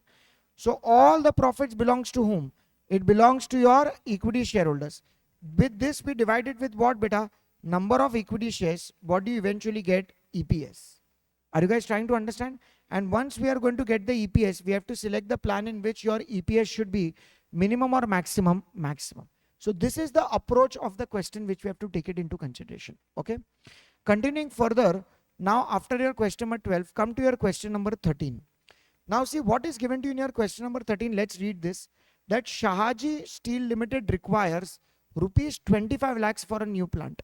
Is this statement sufficient for you to understand that we are raising this funds by the issue of your, we are going to require rupees 25 lakhs. So which means that we have to structure your capital. Come on, yes or no? Yes, sir. Now this plant is expected to earn an EBIT of how much? 5 lakhs. Now, while deciding about the financial plan, the company considers the objective of maximizing your earning per share, which we already know. Okay. And how many alternatives are there, beta? There are 3 alternatives. So by raising debt of 2 lakh 50 or 10 lakh or 15 lakh, and balance is by issue of equity shares. So as I told you, what's the first step, beta? How will you start? Summary of financial plans. Now, when I'm talking about summary of financial plans, how many plans do I have, beta? I have 3 plans. Come on, yaar, yes or no? I have 3 plans, and in these 3 plans, I am raising it either by debt. Matlab, I am raising in the combination of what? Debt and equity. Can you please tell me what's the total amount which is required? What's the total amount which is required? It is 25 lakhs, right? Now this 25 lakh rupees which I require has the combination of debt and equity both. Now in the first plan, what is the amount of debt which you are taking, beta? So can I say this is 2 lakh 50? Come on, yaar. So what is going to be your equity, beta? 22 lakh 50. Okay. In your second plan, what is the amount of the debt, beta? 10 lakhs. Hello. What is going to be your amount of equity, beta? 15 lakhs. In the third case, what's the amount of the debt, beta? Can I say it is going to be 15 lakhs? So what is going to be your amount of equity, everyone? 10 lakhs. Are you guys trying to understand this? Okay. So with this, your plan 1, plan 2 and plan 3 will be over. We have debt, we have equity, and this is nothing but the total amount which we are required to raise. Now with this, can I say there is going to be some number of equity shares? Now in this number of equity shares, have they given to you any existing number of equity shares of the company till now? Then the answer is no. So there is no existing number of equity shares. So there definitely there is only and only going to be what? Your new equity shares. And for your new equity shares, you all need to check that how are we raising this new equity shares. So in this particular case, in your first case, we are issuing the new equity shares which is selling at what price? Rupees 150. So please tell me what is going to be the number of equity shares. Whatever is the fresh issue, divide that by issue price. So what's my fresh issue in this particular case? 22 lakh 50. And what is the issue price, everyone? Your issue price in the first case is nothing but what? 150. Okay. So in this particular case, can you please tell me what is the number of equity shares? It is 15,000 shares. Okay. But then they have told you that it is expected to decline to 125 in case the funds are borrowed in excess of what? Rupees 10 lakhs. So in which plan are we borrowing the funds which is in excess of 10 lakhs? Third plan. So there the market price should be dash. Can I say there the market price should be dash? 125. But what about the second case? The market price will be what? Can I say that will continue to be dash? 150. Okay. Because this is not exceeding 10 lakhs. This is up to 10 lakhs. So only if it exceeds 10 lakhs, the market price is going to fall to what? 125. So can you please give me the number of equity shares here? This will be 10,000 shares. And if I take 15 lakh and if I divide that by 125, what is going to be the final answer? 12,000 shares. So these are the total number of equity shares which you have got. So third plan, equity is 10 lakhs, sorry. Equity is 10 lakh and if I divide that by 125 because equity is 10 lakhs, sorry. So how much is the number of equity shares which is coming as 8,000 shares? You are right. So equity should be 10 lakhs. So 10 lakhs we have to divide that by 125. Okay. Now, what is your starting point, beta? We are going to start with your EBIT. Do you have the EBIT in the question? Hello. What is the amount of the EBIT which we have? 5 lakhs. So is this going to be your starting point? Come on, yes or no? Okay. From this EBIT, what do you have to subtract? Interest to get what? EBT. Now it is important that how should we calculate your amount of interest? Can you please tell me whenever I'm talking about interest, just check what is given to you. The funds can be borrowed at the rate of 10% up to 2,50,000. So if we are taking the debt up to 2,50,000, what is the amount of the interest which we are going to pay, beta? 10%. In the first plan, am I raising the debt up to 2,50,000? Come on, yes or no? Yes, sir. So what is going to be my amount of interest, everyone? 25,000. Solo yaar. So can I say first plan your interest is going to be what? 25,000. So can you please give me now what is going to be the interest for the second plan? But they have told you at the rate of 15% over 2,50,000 and up to rupees 10 lakhs. So in your plan 2, how much funds are we raising? Just check how much funds are we raising? 10 lakhs. Now in this 10 lakhs, can I say we have to apply your slab rates for the purpose of calculation of your interest? So in this 10 lakhs, can I say up to 2,50,000, what's the rate of interest which is being charged? Everyone, 10%. So that is going to be 25,000. And after 2,50,000 to 10 lakh, what's the remaining part, beta? Can I say 7,50,000? And this I have to multiply it by how much percentage? So what's the rate of interest which is there? 15%. Can you please give me 15% of 7,50,000? 1,12,500. Now what's the combination of this, beta? 1,37,500. Can I say this will be the interest for the second plan? Come on, yes or no? Yes, sir. And what about the third plan now?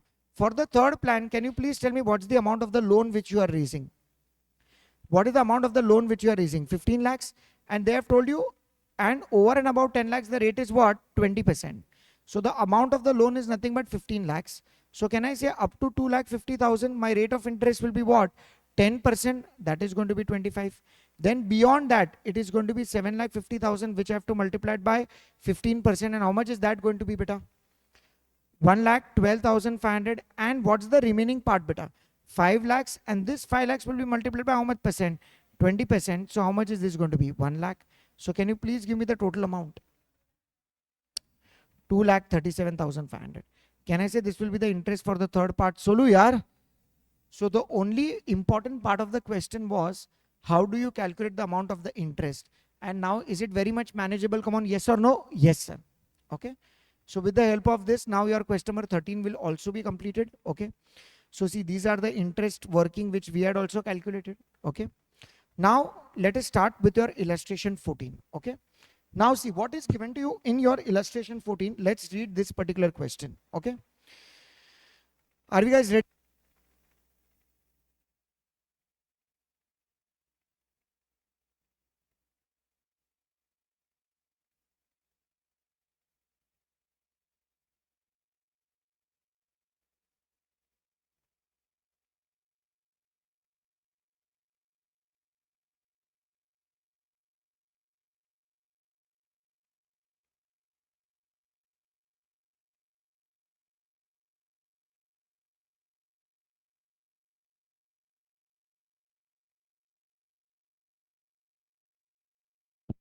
Okay.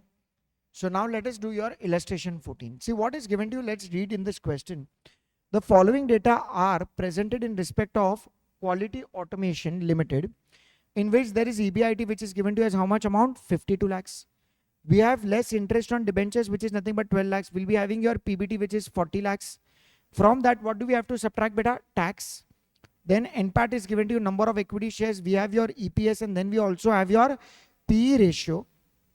After which they have told you that EPS into P ratio will eventually give you what?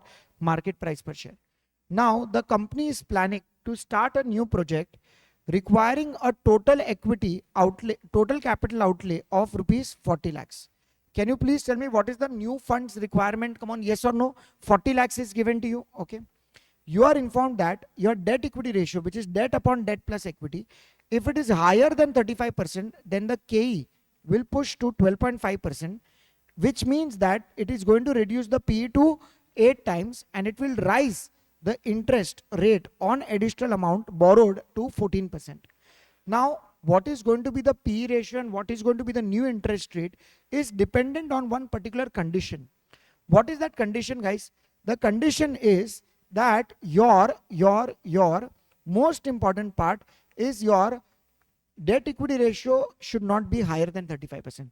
If the debt equity ratio is higher than 35%, then can I say that the PE ratio will fall for the company? Come on, yes or no? Yes, sir. And also at the same time, what is going to happen to the rate of interest on additional borrowing? Are we going to borrow at a higher rate? Come on, yes or no? Yes, sir. Find out the probable price of the share if additional fund is raised by the way of loan, and if your additional amount is by the way of issue of equity shares. Note that the retained earnings of the company is 1.2 crores. Okay. Now in this particular case, does the company has some existing capital also? Come on, yes or no? Yes, sir. But this existing capital structure, now it is not mentioned in the question. If the existing capital structure is not mentioned in the question, the first part is, you know what, we are going to start with the existing capital structure. Now in this existing capital structure, please tell me which all things do you have? Do you have, first of all, number of equity shares? Okay, so now definitely the company has some equity share capital. What is the equity share capital, beta? 8 lakh of rupees 10 each. So can I say these are 8 lakh shares of rupees 10 each? So 80 lakhs. Come on here. Because they have given the wordings number of equity shares. So this is 8 lakh number of shares. Okay. Also at the same time, do you have the debentures interest available? Come on, yes or no? Yes, sir. So do we have some debt also in the question? Come on, yes or no? Yes. Can you please tell me what's your 12% debt which they have given to you? So that will be nothing but your interest amount, which is 12 lakhs. And this 12 lakhs, I will divide that by 12%. Ultimately, I'll be getting the amount of your loans, okay, which is called as your capitalization. If you have the interest amount and if you have the rate, don't you think you can find out the amount of your debt? Come on, yes or no? Yes, sir. Can you give me the amount of the debt? 1 crore. And also, by the way of note, have they mentioned some reserves and surplus also? Come on, yes or no? Yes, sir. What's the amount of the reserves and surplus, guys? 1 crore 20 lakhs. Come on, yaar. So what is going to be the final answer now? If you do this, what is going to be your capital which is being employed? Can you please tell me what's the capital which is employed? What is this? 3 crores? Tell me, yaar, what is it? Okay, so 3 crores is nothing but your what? It's your existing capital which is being employed. Okay, and now after that, are we requiring some additional funds? Come on, yes or no? Yes, sir. What is the additional funds which is required, beta? 40 lakhs. Okay, so now I can prepare my summary of financial plans. Hello? And in this summary of financial plans, I'll be having plan 1, plan 2. Okay? And here in plan 1 and plan 2, I will first check how am I raising the funds in the first plan. Are we raising the entire funds by the way of dash? Loan. So what is the amount of the loan, guys? Can I say it's going to be entirely 40 lakh rupees? Okay, and there is no equity. And in the second plan, we are raising the entire funds by the way of equity. So this is the total amount which we require. Come on, yes or no? Yes. But it is important that we also write down your number of equity shares. So what are the two types of number of equity shares? Can I say there will be existing and there is going to be your fresh issue? Can you please tell me what are the existing number of equity shares which is already there in the question? It is nothing but 8 lakhs. So there is no problem regarding existing number of equity shares. We are just going to deal with your new equity shares. So new equity shares, can you all please tell me that what is going to be your market price of an equity share? Just check what's the market price of an equity share. 25. So please tell me it's a hidden adjustment. The new shares which will be issued, will it be issued at your face value or it will be issued at market price? Okay, because in both the previous questions, the issue price was given to you. Here is the issue price given to you, then the answer is no. But already the existing shares are traded at 25 rupees. So don't you think your new shares will be issued at what? It will be issued at market price. So what's the market price which is given to you at 25? So now can you all please tell me, for your new shares, you will take 40 lakhs and divide that by 25. What is the number of equity shares? Sorry? 1,60,000. So can I say I'll be having 9,60,000? Come on, yes or no? Yes. And this will continue to be what? 8 lakhs. But then it is also very much important for you to understand what is the debt equity ratio of the company. So usually your debt equity ratio is nothing but debt upon equity. But now is this, what happened? Oh, okay. Plan 2. This is 8 lakhs and this is going to be 9,60,000. Okay. You can tell me, it's okay. No problem. Okay. So this is nothing but 9,60,000. Perfect. Okay. Now, what's your debt equity ratio, guys? Debt equity ratio. Generally, what's the formula for debt equity ratio, everyone? Debt upon equity. But here, what have they mentioned? What your debt equity ratio should be? Debt upon debt plus equity. This is how we are going to do the calculation. So it should be debt upon debt plus equity. Can you all please tell me what is the amount of the debt in your plan 1? This is 40 lakhs and this is nothing but what? 1 crore. So the total debt is what? 1 crore 40 lakhs. And this is going to be on your total capital which is employed. So your existing capital employed was what, beta? 3 crores. And what's your further capital which we are taking? 40 lakhs. So this is going to be 3 crore 40 lakhs. Can you please give me how much percentage is this? 41%. So approximately this is 41%. Is this greater than 35%? So for your plan 1, what do you think should be your PE ratio? 8 times. And what should be your cost of debt for additional funds?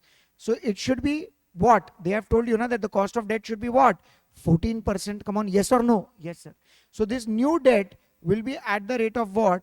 It's going to be at the rate of 14%. But in the second case, let us just check what's the amount of the debt which we have? 1 crore, which will divide that by 3 crore 40 lakhs into 100. Can you give me this percentage? How much is this going to be? 29.4%. Can I say this is less than 35%? Hello? So will the PE ratio continue to be at 10 times and there is no new cost of debt which will be taken into consideration? Have you all understood this? Okay. But now the starting point is it should be EBIT. But for your this particular case, we don't have any EBIT. Do you have any EBIT given to you that the new capital, how much EBIT is it going to generate? Have they mentioned that? No. So always remember that whatever is your existing return on capital employed now, that existing return on capital employed will also be taken into consideration when we are raising funds by the way of after expansion. So in this particular case, what was my EBIT, guys? 52 lakhs. So what was my old EBIT? Old EBIT, how much was it? 52 lakhs. On the capital which was invested, that was nothing but 3 crores. How much percentage was my return on capital employed? Can you please tell me how much percentage was my return on capital employed? Can you give me return on capital employed old? How much is this? 17.33%. Now can I say for your new capital also will be earning 17.33% only? So now how much was your New capital employed 3 crore 40 lakhs. If I multiply this by 17.33%, can you give me the answer? 58 lakh 92,200. So this is going to be your new EBIT, that is EBIT after expansion. Now in this particular case, if you guys can just check, you will come to know that we are going to start with 58 lakh 92,200. Is this going to be your new EBIT? Come on, yes or no? Yes, sir. Now the question becomes extremely easy. It becomes very similar to what we have done earlier. From EBIT, what do you have to subtract? Interest, old and well as new. And then there will be EBT, tax, NPAT, number of equity shares, EPS, PE ratio. Then your market price per share will be 20.66 and 24.44. Okay. So then we have to check that which is the better option and we have to take that into consideration. Superb. Have you all understood this? So can I say with this all the illustrations are done? Come on, yes or no? Okay. Now let us start with your practical problems. Okay. Are you guys ready with this? Okay. Chalo. Practical problem.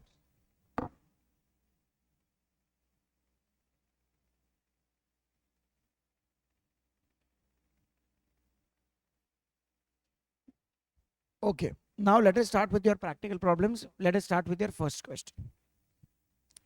INA Limited is considering a new project which requires a capital investment of what? 9 crore rupees. Interest on term loan is nothing but 12% and the corporate tax rate which is given to you as 30%. Calculate the point of indifference for the project considering debt equity ratio insisted by the financing agency, that is 2:1. So now in this particular case, I want to calculate what? Indifference point. So there has to be two plans to calculate the indifference point.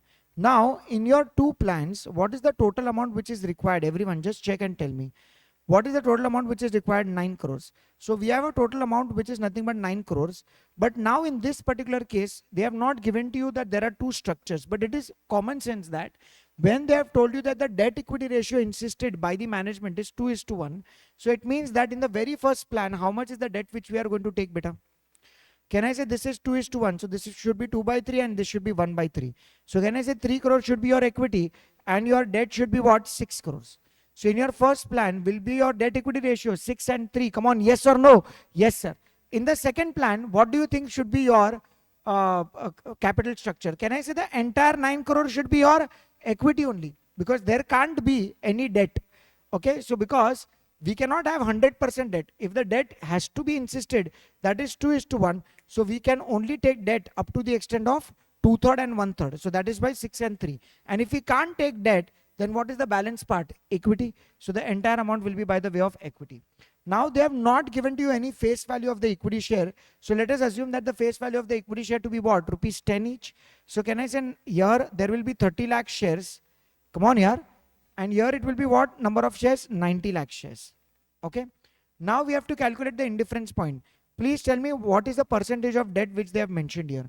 What's the percentage of debt they have told you? 12%. 12% is the cost of debt. Okay.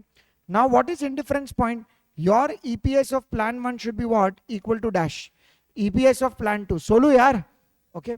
Now how do you calculate your EPS? Everyone. Can I say we will start with your EBIT. What do you subtract? Interest. What do you get? EBT. Then we multiply that by 1 minus tax. That is nothing but net profits after tax. And who has the first right over the profits? Preference dividend. So can I say this is nothing but net profit for equity shareholders? If I divide that by number of equity shares, will I get the EPS of plan 1? Come on, yes or no? Yes, sir. And this should be equal to what? My EPS of plan 2. Solo yaar. Okay.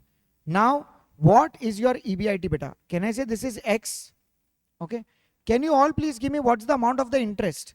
So that is nothing but what? 6 crores multiplied that by how much percentage? 12%. So 6 crore multiplied by 12%. Can you give me what is this? So 72 lakhs is nothing but the amount of the interest. What's the tax rate? What's the tax rate? The tax rate they have told you is nothing but what? 30%. And there is no preference dividend. Okay, is this correct, beta? Okay.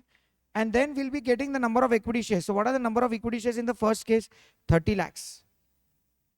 And this should be X minus. Is there any interest in the second plan? Come on here. And this we are going to divide by how many number of equity shares? 90 lakhs.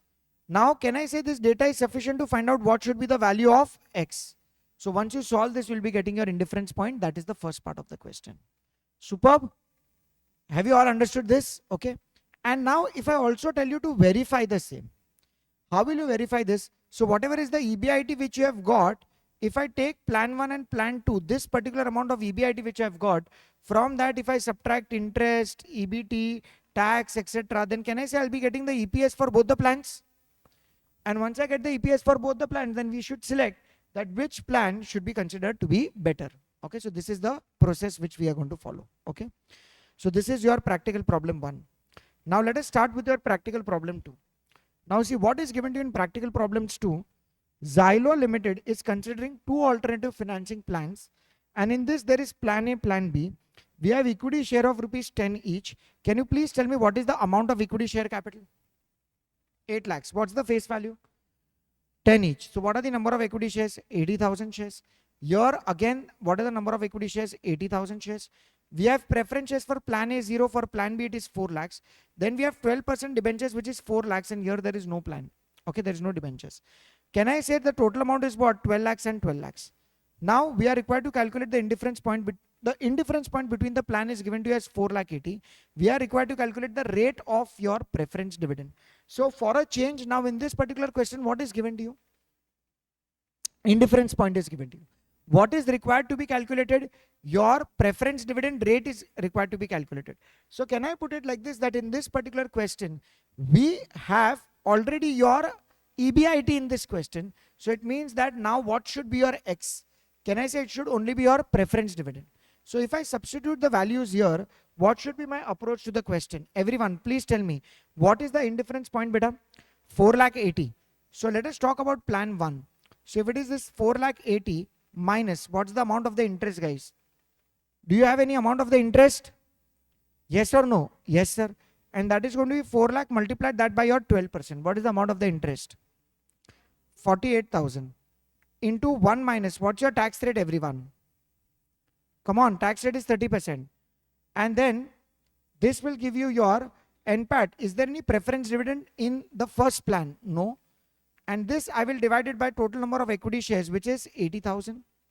Come on, yaar. And for the second case, your EBIT is 4 lakh 80. Is there any interest? Just check. No, there is no interest. Into 1 minus 0.3, and let the preference dividend be X, and this is 80,000. And once you solve this, you will be getting the amount of preference dividend. This will be in rupees. But they have asked you amount, or they have asked you percentage.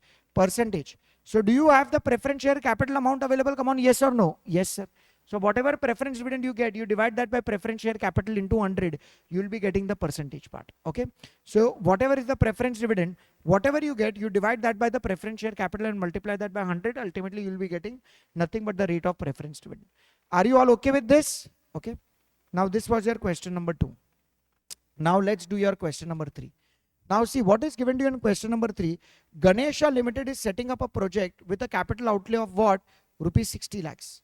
Now it has 2 alternatives in financing the project cost. Alternative 1 is what? 100% equity finance by issue of equity share of rupees 10 each.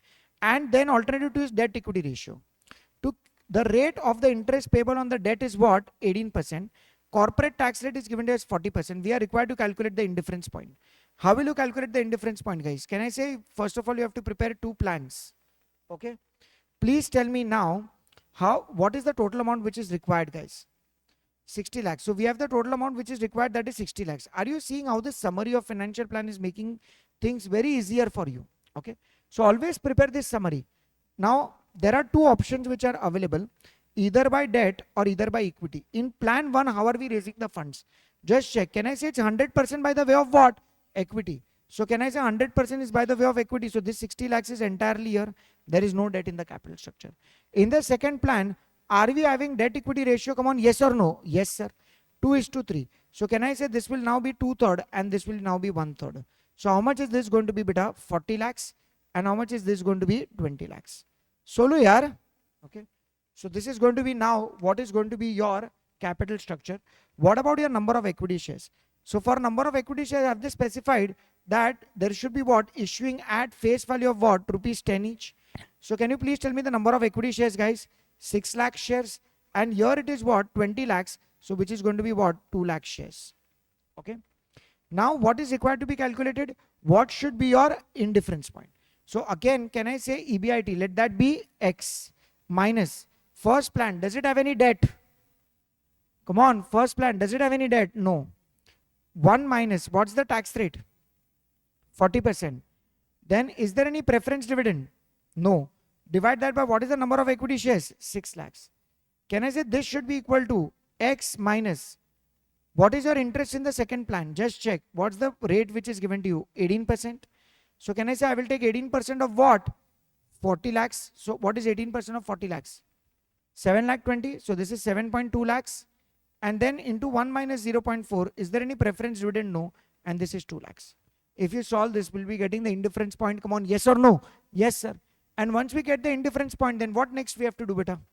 We have to do the verification of the same. And once we do the verification, we'll come to know that the EPS under both the plans are going to be what? It's going to be the same. Very much manageable, guys. Okay.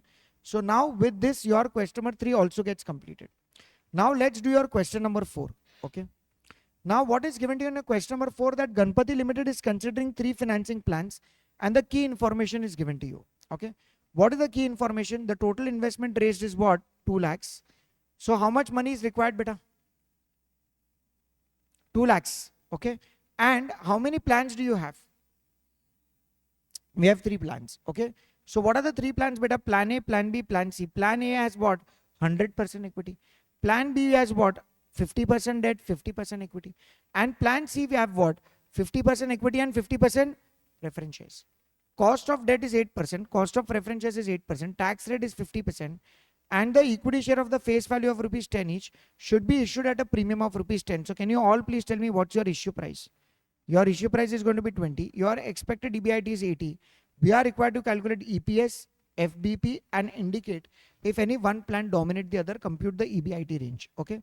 Now this question I want you to solve this with me because this has all the 3 parts. Okay. Will you do this? Okay. Chalo, let's go to your notebooks and write down. What is the first step, beta? What is the first step? Always, how do we have to start? Summary. Okay. This is which question, beta? Illustration question number 4. Practical problem number 4. Okay. We are going to start with summary of financial plans. Are you guys ready? Summary of financial plans. How many plans do you have, beta? 3 plans. Okay. We are going to have 3 plans. Now please tell me, in this 3 plans, we are going to have in plan 1, can I say entire is what? Equity. So this is equity, this is debt, this is preference shares. We are going to have your total amount. What's the total amount required? Everyone. The total amount which is required, that is nothing but 2 lakhs. Now it is important for you to first understand how are we raising this 2 lakhs. So can I say in plan 1, we are raising the entire 2 lakhs by the way of what? Equity. There is no debt, there is no preference shares. In plan 2, how are we raising the entire amount? How are we raising the amount? 50% of equity, which is 1 lakh. And 50% of debt, that is also 1 lakh. And then in plan 3, you all can check how much are we raising? 1 lakh by the way of equity and 1 lakh by the way of preference shares. What's the rate of interest? 8%. What's the rate of preference shares? 8%. Okay. Now, if I want to select, first I need number of equity shares. So are we issuing number of equity shares at your issue price of what? 20. Right? So what's the issue price? 20. So can you all please give me from fresh issue, if I divide by issue price, will I be getting the number of equity shares?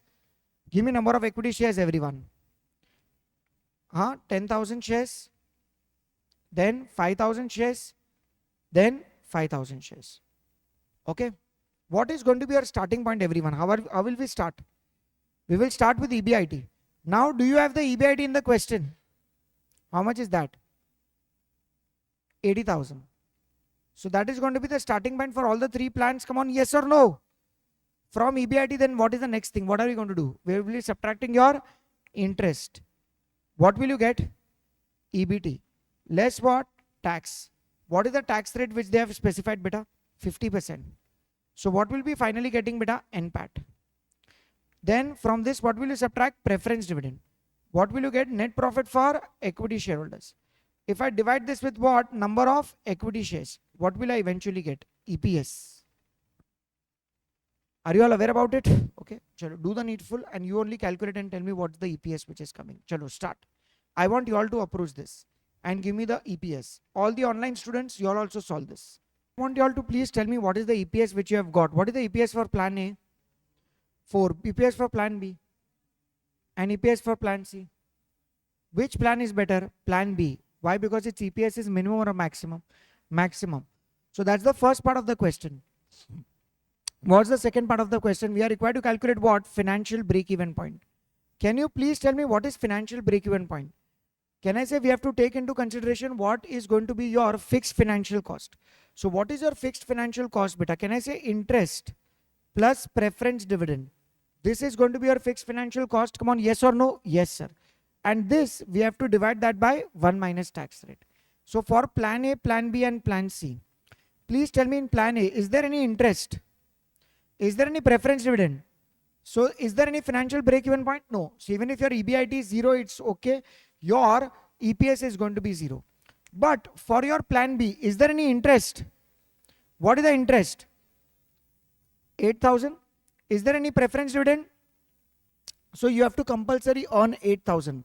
Only then you can be at a financial break-even point. So you have to compulsory earn how much amount, beta? 8,000 rupees.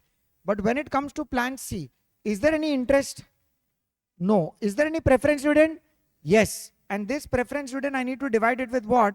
1 minus tax rate. What's the tax rate? 50%. So in this particular case, what is the minimum EBIT I have to earn? 16,000 rupees. So these are my 3 financial break-even points.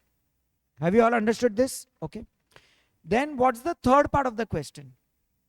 We are required to calculate what? Indifference point.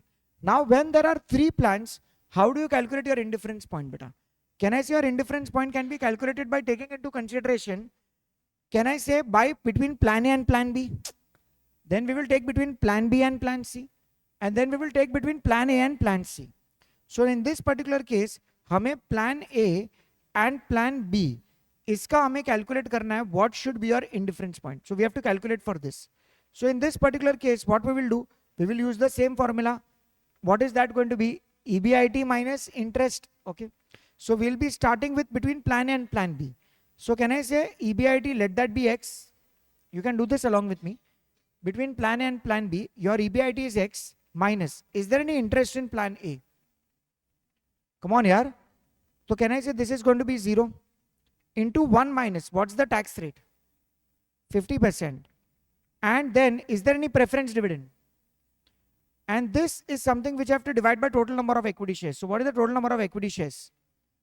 10,000. Okay. And for plan B, is there any interest? How much is that? 8,000 into 1 minus 0.5. Is there any preference dividend? No. So this has to be what? 5,000. So in this particular case, can I say I can find out what can be the indifference point? So this will be cancelled and this will now be X by 2 is equal to X minus 8,000.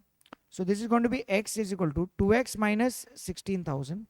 So this is going to be 16,000 is equal to X. 16,000, yeah, is equal to X. So can I say this is going to be your first indifference point? Come on, yes or no? Yes, sir. So your first indifference point is going to be what? Rupees 16,000. Have you all understood this? Okay, between plan A and plan B.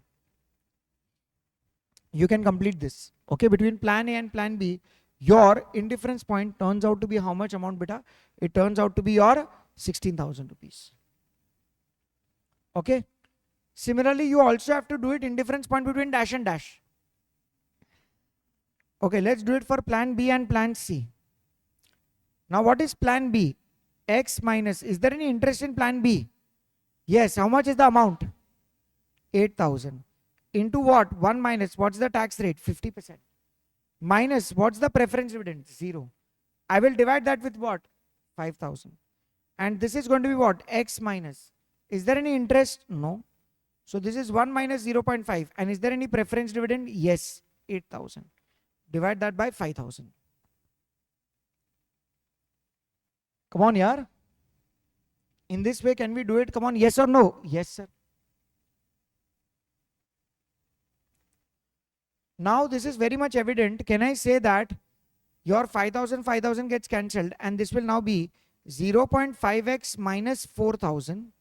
This will be again 0.5x minus 8,000. Did you realize your 0.5x gets cancelled? If you solve this, you will realize that 0.5x will be cancelled. So it means that there is no indifference point between plan B and plan C. There is no indifference point. Which plan is dominating which plan? Please tell me. Can I say your plan B is dominating your plan C? So there can't be any indifference point between plan B and plan C. Why? Because can I say plan B pays interest of 8,000 and plan C pays preference dividend of 8,000? Don't you think that we will always prefer paying interest over preference dividend? Why do we prefer paying interest over preference dividend? Because we are going to save tax. So guys, between plan B and plan C, there can't be any indifference point. There can't be any indifference point. And which plan will dominate which plan? Plan B will dominate plan C. That's what they have mentioned, see. And indicate if any plans dominate. So can I put it like this, that plan B dominates which plan? Plan C. Why? Because interest leads to dash. Leads to tax savings. So if you are a CFO of a company and if I ask you that should you pay 8,000 interest or should you pay 8,000 preference dividend, what is going to be your final answer? Interest. Why? Because by paying interest, you are saving dash. Tax, come on, yes or no? Yes, sir. So this is one of the benefit. So that's why there can't be any indifference point between dash and dash, between plan B and plan C. Superb. Are you all convinced? Everyone is okay? Sure, confident guys? Come on, yaar. Okay, so there can't be an indifference, but your X will only be cancelled. So there can be such kind of domination plans also. Okay. What is the last thing which we have to do, beta? We have to calculate the indifference point between what? Plan A and plan C. Can we do that? Come on, yes or no? Yes, sir. So just check. X minus plan A. Is there any interest? No. Into 1 minus 0. What's the tax rate? 50%. Minus 0 upon 10,000 shares if I'm not wrong. And plan C will be X minus 0 into 1 minus 0.5 minus what? 8,000. This will give you 5,000. Now see here, please don't directly cut 1 minus 0.5 because there is 1 minus, there is 8,000 also which is there. So this is now going to be what? 0.5x upon 2 is equal to 0.5x minus 8,000. So if I take this here, this will be 0.5x is equal to 1x minus 16,000. So guys, here it is going to be 16,000 is equal to 0.5x. So what's your indifference point? 32,000. This is going to be your indifference point between plan 1 and plan 3. Superb. Have you all understood this? So that's why I told you to solve this particular question so that everything gets covered here. Okay. That is indifference point, financial break-even point, everything. Okay. And your calculation of EPS. Are you all convinced? Okay. Clear? Okay. Chalo. Great. Now with this, your question number 4 is also done. Now let's do question number 5. Now see what is given to you in question number 5, that Yo-Yo presently has rupees 36 lakhs debt which is outstanding, and this is bearing an interest rate of what? 10%. And it wishes to finance rupees 40 lakhs expansion program and is considering 3 alternatives: additional debt at the rate of 12%, preference shares with 11%, and issue of equity share of rupees 16. The company presently has 8 lakh shares outstanding and is in 40% tax bracket. If the EBIT is presently rupees 15 lakhs, determine the EPS under the 3 alternatives, assuming no immediate increase in your profitability. Okay. So in this particular case, question number 5A. What is asked in the question, that we are required to calculate what? What should be the EPS under the 3 plans? Okay. Now, what is my first part? Always, we have to start with what? Summary. Come on, yaar. How many plans do we have? We have 3 alternatives. Okay, so plan 1, plan 2, plan 3. Now, how are we raising? Additional debt of 12%. Okay, so we are taking in the first plan entire amount by the way of debt. How much amount is required, guys? We require 40 lakh rupees. So in the first plan, how are we raising the entire amount of the debt? How are we raising the entire amount? By the way of debt. In the second plan, there is preference shares with 11% preference dividend. So 11% preference share capital. Can I say in this particular case, we are raising the entire money by the way of what? Preference share capital. Solu yaar. So that's how this 40 lakhs is going to come. And in the third plan, you all can just check that we are going to issue what? Equity shares. Okay, so here it's going to be 40 lakhs, entirely equity shares. Come on, yaar. Okay. Now we also have to write down what is the number of equity shares. Is there any old equity shares in the company? Yes, just check. The company presently has how many number of equity shares? 8 lakhs. So what's your old shares, guys? So can I say your old shares is nothing but 8 lakhs? Solu yaar. So this is 8 lakhs, 8 lakhs, 8 lakhs. Okay. Now what about the new shares? New shares. Can I say that is going to come in which plan? We need to check this out. So can I say in case of the new, will it come in plan 1? No. Will it come in plan 2? No. Will it come in plan 3? Yes. And have they given to you what's the issue price? 16. So can you please give me the new number of equity shares? You will take 40 lakh, you will divide that by 16. Tell me. How much is it? 2 lakh? 50,000. Now, do I get the total number of equity shares, guys? What's the total number of equity shares? 8 lakhs, 8 lakhs, and how much is this? 10 lakh, 50,000. Okay. Now, they have told you that if the EBIT is what? 15. Okay. So, whatever is the existing, we are continuing with that only. There is no increase in profitability, something which they have mentioned. So, I will start with EBIT and interest. Is there any old capital, old debt in the capital structure? Come on. Yes or no? Yes, sir. Shri, that was given to you in the question. See, the company has 36 lakhs debt and what is the rate of interest? 10%. So is there any old interest? Come on, yes or no? Yes, sir. What's the old interest, guys? So that is going to be what? 36 lakhs multiplied by what percentage rate? 10%. So this will be what? 3 lakh 60. Right? So this is going to be your 3 lakh 60. Okay. And then at the same time, what is going to be your new interest? It depends. Which structure are we following? Are we following plan 1? Is there any debt in plan 1? Okay, so that is 40 lakhs into 12%. Give me this. 4 lakh 80. Now in your plan 2, is there any debt? No. In plan 3, is there any debt? No. I'll be getting EBT. From EBT, what will I subtract? Tax. What will I get? NPAT. And then from that, if I subtract preference dividend, what will I get? Net profit for equity shareholders. I will divide this with what? Number of equity shares. What will I get, beta? EPS. Are you all convinced by this? Okay, this is very easy to solve. Okay, so we will be getting your EPS. We are going to start with the EBIT amount. Can you all please give me what's the amount of the EBIT which we are going to start with? What is the amount of the EBIT which we are going to start with? In the question only they have specified. That is nothing but what? 15 lakhs. Okay. So I can get my EPS based on this entire data. Perfect. Okay. So are you solving this? You can give me the EPS. Okay. Please solve this and give me the EPS which is coming for all the 3 plans. Your time starts now.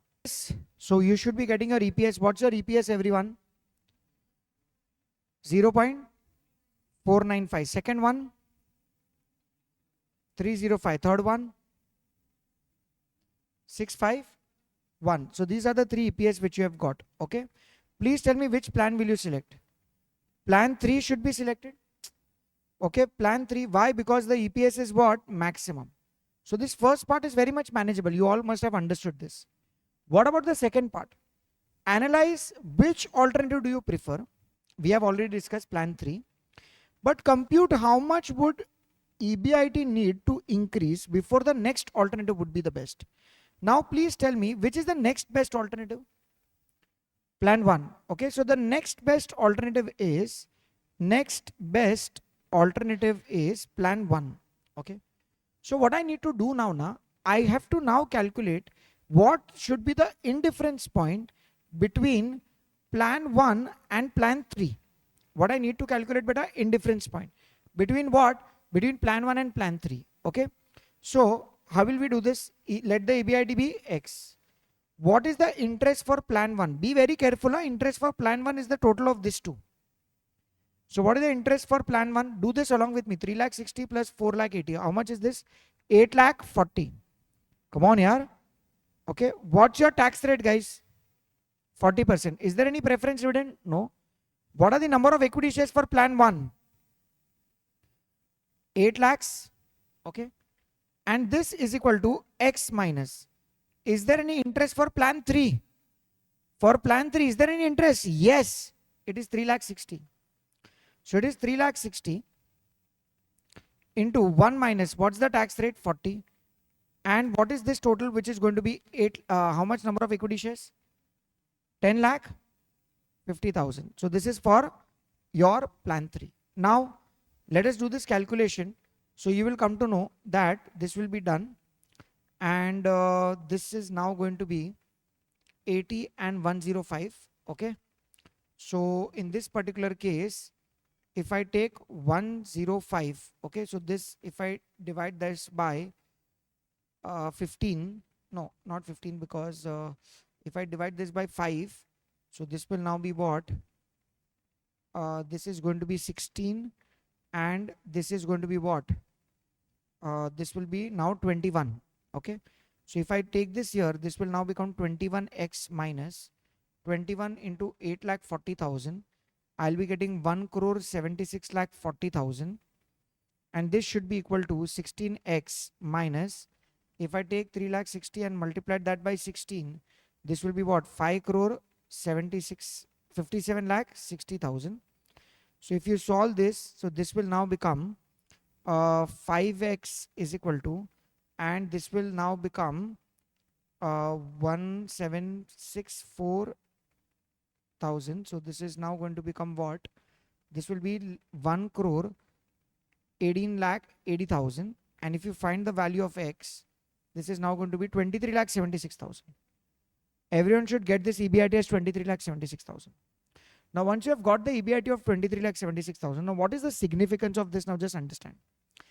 See, always remember that if you are earning up to 15 lakhs, okay, which is below this indifference point, then plan 3 is coming much better. But if you earn 23 lakh 76 or more than 23 lakh 76,000, na, but if you earn more than 23 lakh 76,000, then which plan will be better, do you know? Then your plan 1 is going to be better. So now in this particular question, I am just explaining one concept which I wanted to pay attention. Okay. So listen to this very carefully. Okay. See guys, if your expected EBIT is equal to your indifference point. If your expected EBIT is what? Equal to indifference point. Then can you all please tell me, we can go with any plan.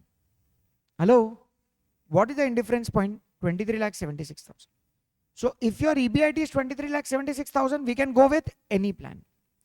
But if your EBIT is less than indifference point, if your EBIT is less than indifference point, then select the plan in which FBP is lower. Select the plan in which the risk is lower. In this case, your EPS will be higher. Okay. So just check. Your EBIT was 15 lakhs. Solo yaar. Your EBIT was 15 lakhs. Was that less than 23 lakh 76? I am asking you. Was that less than 23 lakh 76? Come on. So if it was less than 23 lakh 76,000, then which plan was coming better? Plan 3 was coming better. Because plan 3 was only equity. There was no FBP in that. So automatically that plan 3 was coming better. But if your EBIT is greater than indifference point, if your EBIT is greater than indifference point, example 25 lakhs, is this greater than 23 lakh 76,000? Then select the plan in which the FBP is higher, risk is higher. In this particular case, the EPS will be higher. So please tell me that if your EBIT is going to be more than 23 lakh 76,000, then which plan is better? Plan 1 is better because plan 1 has dash debt in the capital structure. You can get benefit of leverage. So that is only possible when your earnings is high. When your earnings is low, always select the plan in which the risk is lower. But when the earnings is higher, then always select the plan in which the risk is higher, you will get the benefit of leverage, your EPS will also be higher. Did you understand this relationship? So please write down this particular part. Just complete this part. So that is why, based on this, you will understand that if your income is going to enhance, definitely there is going to be a better possibility that there is going to be a better returns.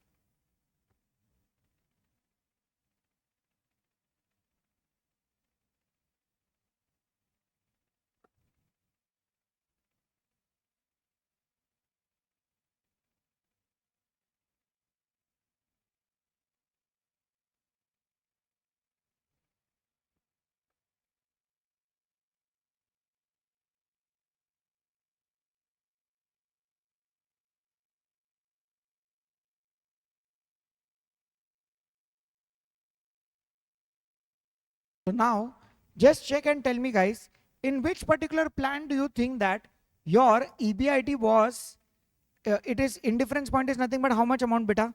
What the indifference point? 23 lakh, 76,000. So my existing EBIT is what? 5 lakhs. So can I say if I increase this by 8 lakh 76,000, only after that can I say plan 1 can be much better? Because plan 1 has debt in the capital structure, it will have a higher FBP. So there will be higher risk. So when can plan 1 will be much better beta? Can I say plan 1 will be much better when your EBIT is greater than dash. It is greater than your indifference point. So only then your plan 1 is going to be much better. Superb. Everyone understood this? Okay, great. Chalo. This was your question number 5. Question number 6. Now let us read this question. What is given to you? That Alpha requires funds amounting to what? 80 lakhs. And to raise the funds, the company has following two alternatives. To issue equity share of rupees 100 each amounting to 60 lakhs and to borrow the balance amount at the rate of 12% per annum. Or to issue equity share of rupees 100 each and 12% debentures in the equal proportion. The income tax rate is nothing but what? 30%. We are required to calculate the indifference one. This is a very basic question, guys. You can definitely approach this particular question. You just have to calculate IDP based on the summary. So this is something which you all can do it. Okay. Now let us come to your question number 7. 1/3 of the total market value of Sangmani consists of loan stock which has a cost of 10%. Another company, Samsui, is identical in every respect of Sangmani except that its capital structure is an all equity and its cost of equity is 16%. According to approach, if we ignore taxation and tax relief on debt capital, we are required to calculate the cost of equity of Sangmani. Okay. How should you interpret this question? Everyone will do this along with me. This is now question number 7. Okay. There is one company, Sangmani. So first write down Sangmani. Okay. And this Sangmani consists of loan stock. So is there any debt in Sangmani? Come on, yes or no? Yes. What is the cost of that? 10%. So debt cost is 10%. Another company is there, Samsung. Okay, and this Samsung is what? This is very much identical as compared to Sangmani. It must be having the same EBIT. Except that its capital structure is all equity. Okay. So now what is your equity here? Here can I say it's going to be entire 1 rupees by the way of equity. But when I talk about Sangmani, what is your debt proportion? 1/3 of the total market value consists of loan. So can I say this is 1/3? So this has to be what? 2/3. Solo yaar. Okay. And this is entire 1 equity. There is no debt in the capital structure. Then what is the cost of equity which they have given to you? What is the KE which is given to you? Okay. Samsung has a KE which is given to you as how much percentage? 16%. Okay. And they have told you are required to calculate what should be the cost of equity of Sangmani. We are required to calculate what should be your KE for Sangmani. This is what is being asked in the question. Come on, yaar. Okay. And they have told you which approach are we going to use? Approach. What we have learned under approach without tax? Can I say that the value of the company is going to remain same and your overall cost of capital is also going to remain the same? Can I say your KO and the value of the company both is going to remain constant irrespective of whatever is there in the capital structure? Come on, yes or no? Yes, sir. So your KO and the value of both the companies are going to be bought is going to remain the same. Okay. So now, can you all please tell me, if KE is 16%, what do you think is the KO of Samsui? This is 16%.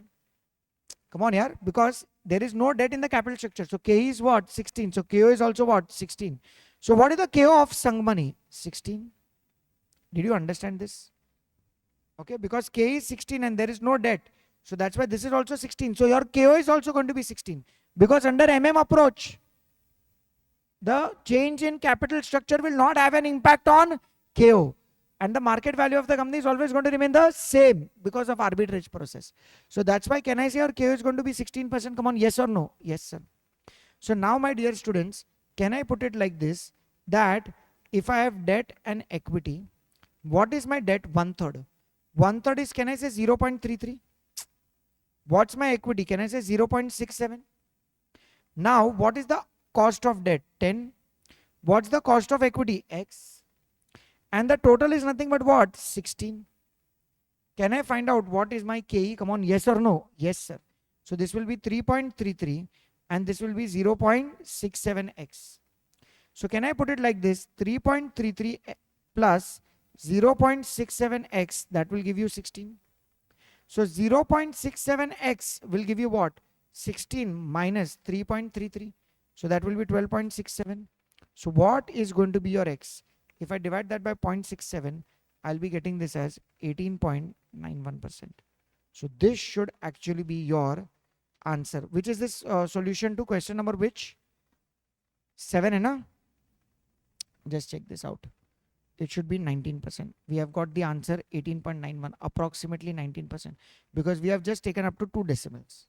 If we take up to more decimals, we'll be getting the same answer. But did you understand how easy it is if you interpret it very properly? You all want to copy this down? Okay. In this way, you can just copy this. Okay. Copy this fast. Because institute solution for this is slightly different. Okay. It means they have calculated like this: 2/3, 1/3 KE, etc. And we have just done it like this in our normal way. So this is coming as your 19%. Okay, so now let us continue with your question number 8. See what is given to you, that the following data relates to the two companies belonging to the same risk class. For A, we have the EBIT of 18 lakhs and here there is debt which is given to you. Equity capitalization rate is not given. And for B, debt is dash and equity capitalization rate is given to us 18%. Required, determine the total market value of equity, equity capitalization rate and weighted average cost of capital assuming no tax as per approach. So first part is we are required to calculate when there is no tax as per and the second part is what will be the market value equity and WACC for each company assuming 40%. Okay, now let's approach this. Let's do this together. This is now solution to your question number 8. Okay, see, do you have EBIT available? Okay, so first I'm writing down without tax. So we have A, we have B, we have EBIT. What's the amount of EBIT, guys? We have EBIT which is 18 lakhs. From EBIT, what do you have to subtract? What do you get? EBT. And because it's no tax, can I say this itself is your net profits, which is nothing but the dividend. Come on, yaar.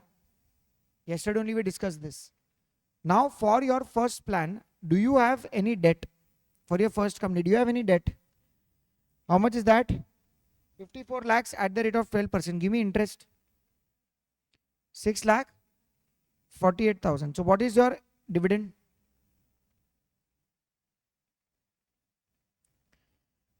11 lakh 52,000. For plan B, is there any interest? No. So this is going to be 18 lakhs. Solu yaar. Okay. And they have given to you that plan B as the equity capitalization rate of what? 18%. Okay, so we have KE available. But that is for plan B, which is 18%. And we are required to calculate what is the market value, equity capitalization rate and WACC for each company. So at least can I put it like this? I have KE for plan B.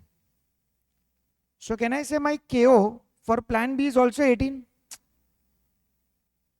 Hello yaar.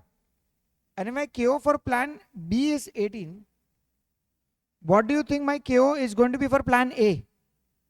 18. Now can I calculate KE? How will you calculate KE, guys? Can I say for that we should have what? Debt, equity. What is the amount of the debt which we have?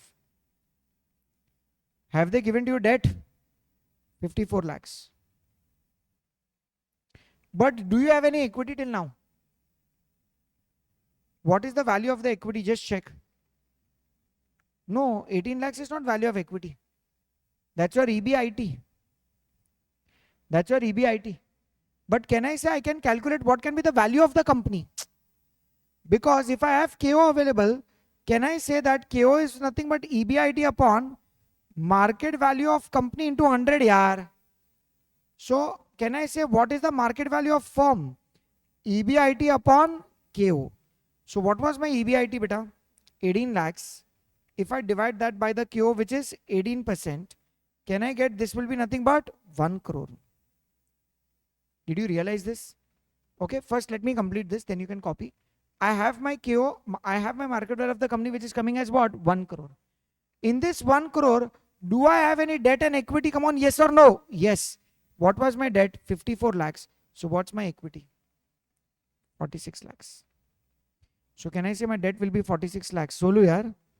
So this is 1 crore. So this is 0.54. This is 0.46. Total is 1. What is the cost of debt? How much percent is it? 12%. Come on, yaar. Cost of debt is 12. But what is the cost of equity? X. And what is the total KO? 18. So this will now become what? 12 into 0.54. That is 6.48. And this is 0.46x. So can I say 6.48 plus 0.46x is coming as 18. So 0.46x will now become 11.52. So what's your x? This should be coming as 25.04. So this should be your KE. So can I say for the first company, what's the name of the company? A. For A, we are required to calculate three things. Market value of company. What is your KE? And then they have told you to calculate KO. So for A and B, can I say your KO is nothing but 18? Right? And that is going to be the same because always tells you without tax, both the things are going to be the same. What's your KE? This is 18, but your KE is 25.04. And what is the market value of the company? 1 crore, 1 crore. This is the first part. Did you realize this? Okay, so you will come to know that under no tax approach, if you just check it, you will be getting your KE. Can you just check? 25.04. Superb. But just see our presentation. It is so easy for you to understand it. Okay. So this is the first part. Now what is the second part, guys? What is the second part, everyone? Determine again market value, KE and this when the tax rate is given to you as what? 40%. Right? So in this particular case, can I say that A and B from EBIT, what do you subtract? Interest. What do you get, everyone? EBT. What do you subtract? Tax. What's the tax rate? 40%. Solu yaar. So this will give you what? NPAT. Right? Now, please tell me, do you have your EBIT? How much is that? 18 lakhs. Okay. But in this particular case, you have your KE, which is nothing but what? 18%. Right? So now in this case, can you please tell me if your KE is 18%, just 1 second. KE for unlevered firm is given to you as 18%, right? So if the KE is coming as 18%, but here my EBIT should actually be different. 1 second. For A Limited, okay. 18 lakhs, yeah. Tax rate is this, okay. So if I talk about your A Limited, for B Limited, so it's very easy. because you all can just check that what is going to be your interest is going to be 0.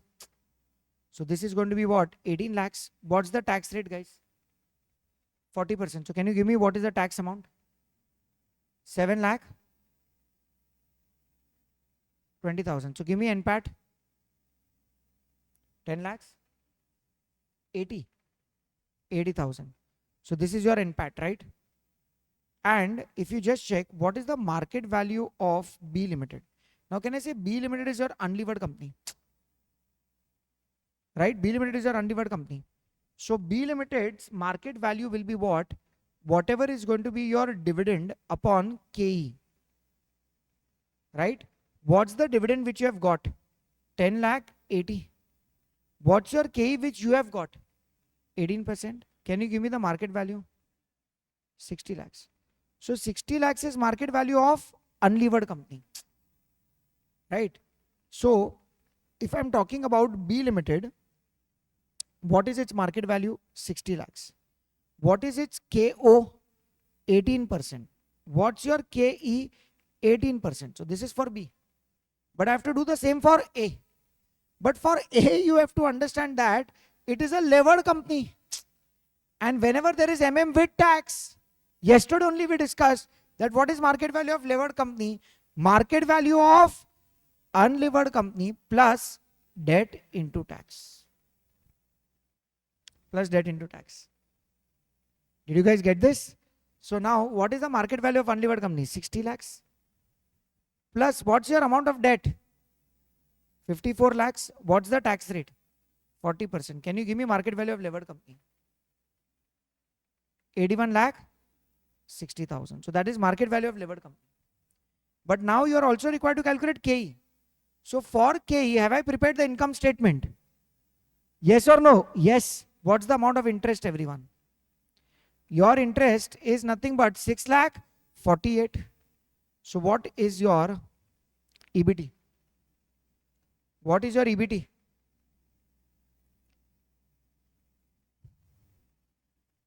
$11 lakh 52. You subtract tax and directly give me NPAT. Because this NPAT is nothing but your dividend, 6 lakh 91,200. Now please tell me how to find out KE for a levered company. We will take dividend and we will divide that with what? Market value of equity into 100. Now if you are wondering how to calculate market value of equity, so can I say market value of equity is nothing but market value of firm minus market value of debt. And have I already calculated market value of the firm? Yes, which is 81 lakh 60. What is the market value of debt? 54 lakhs. What is the market value of equity? 27 lakhs 60,000. So what's your dividend, beta? Your dividend is 691,200. So can I say I take 691,200, divide that by 27 lakh 60,000, multiplied by 100. What's your KE? 25.04. It should be the same. K is coming same. And what is your KO? So for KO, now I will prepare weighted average cost of capital. What is my debt? 54. What's my equity? 81 lakh 60. What's the total? Your total, sorry, I did wrong. Your equity is 27 lakh 60. So that will give you this as 81 lakh 60. So can I have weights? 0.66 and point.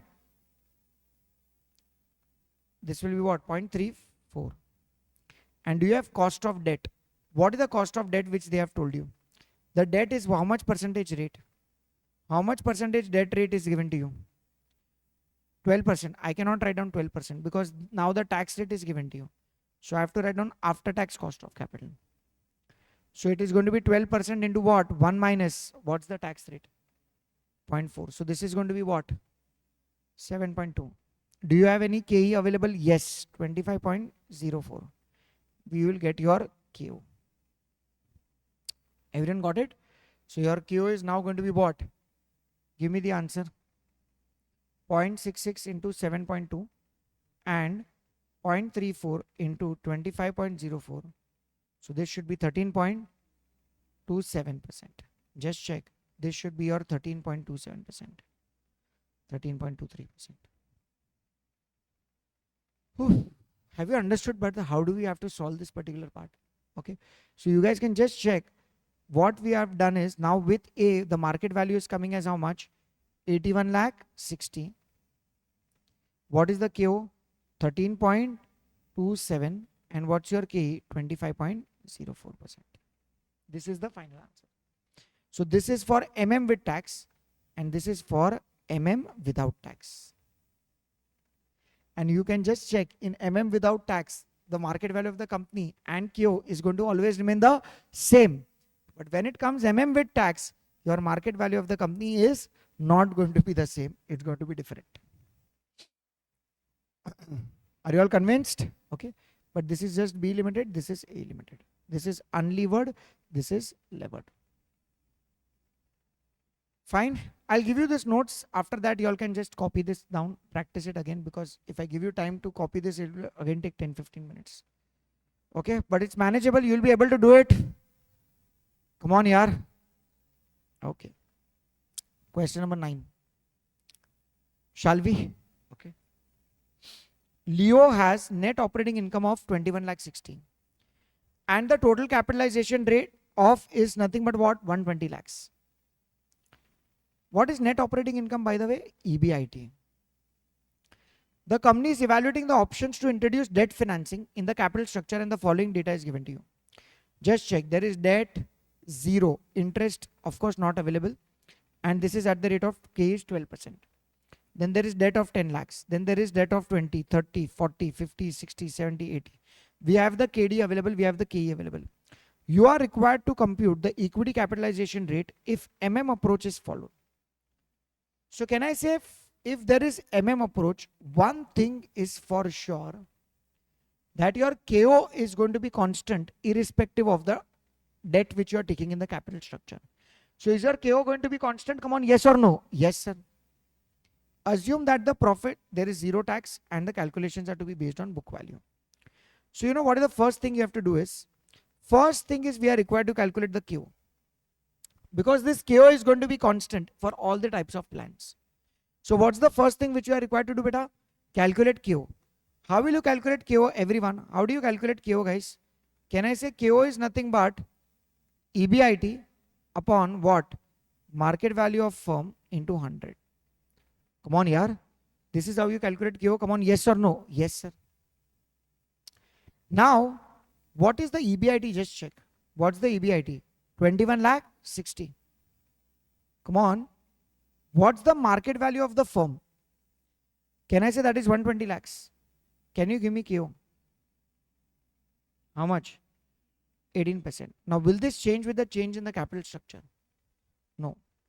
Now, let's talk about the first part. So they have told you that you are required to compute what? Equity capitalization rate. Okay. So this equity capitalization rate which is given to you, that is not going to be applicable to you. We are required to calculate the equity capitalization rate. So in the first case now, there is no debt in the capital structure. So can I say in plan 1, so your K is going to be 18% only, yaar. Hello? Just check. In plan 1, it's going to be 18% only. But now let's talk about plan 2. Can I say there is debt and equity both? Give me what is the value of debt. What is the value of debt? 10 lakhs. What is the total capitalization? 1 crore 20 lakhs. What will be the value of equity? 1 crore 10 lakhs. Can you give me the weights? This will become 10 lakhs divided by 120. 0.08333 minus 1. So this will be 0.91667, right? What is your cost? So what's your cost of debt? 7. Solo yaar. Okay. And what's your KO? KO is fixed at 18. KO is fixed at 18. So can I say this is 0.808333 into 7? Will this give you 0.58333? Come on, yaar. Okay. So now in this particular case, if I subtract this by 18, this will be 17.4167. I have to calculate KE. Let this be X. So can I put it like this?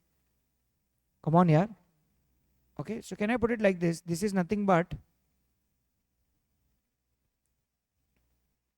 I can take 17.4167, and if I divide that by 0.91667,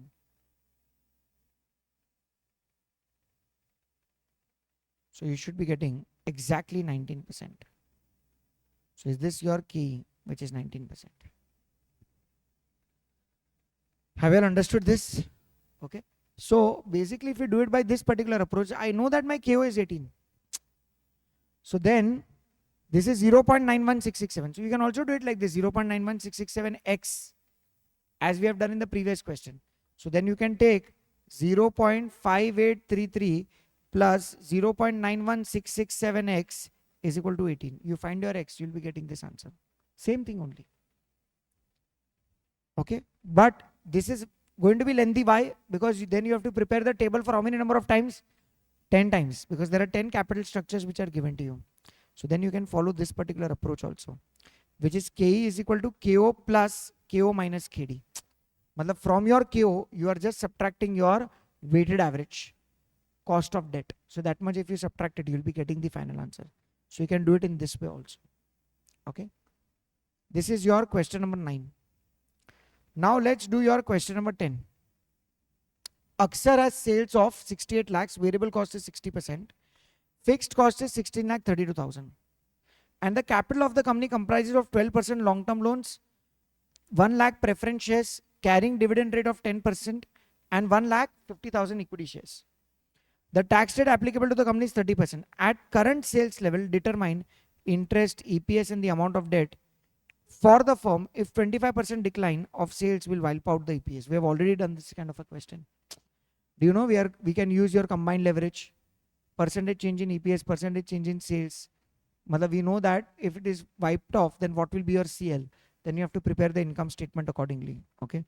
So I'm not preparing this. It is very much manageable. We have done this kind of a question leverage. So you all can just refer to that. Okay. Question number 11.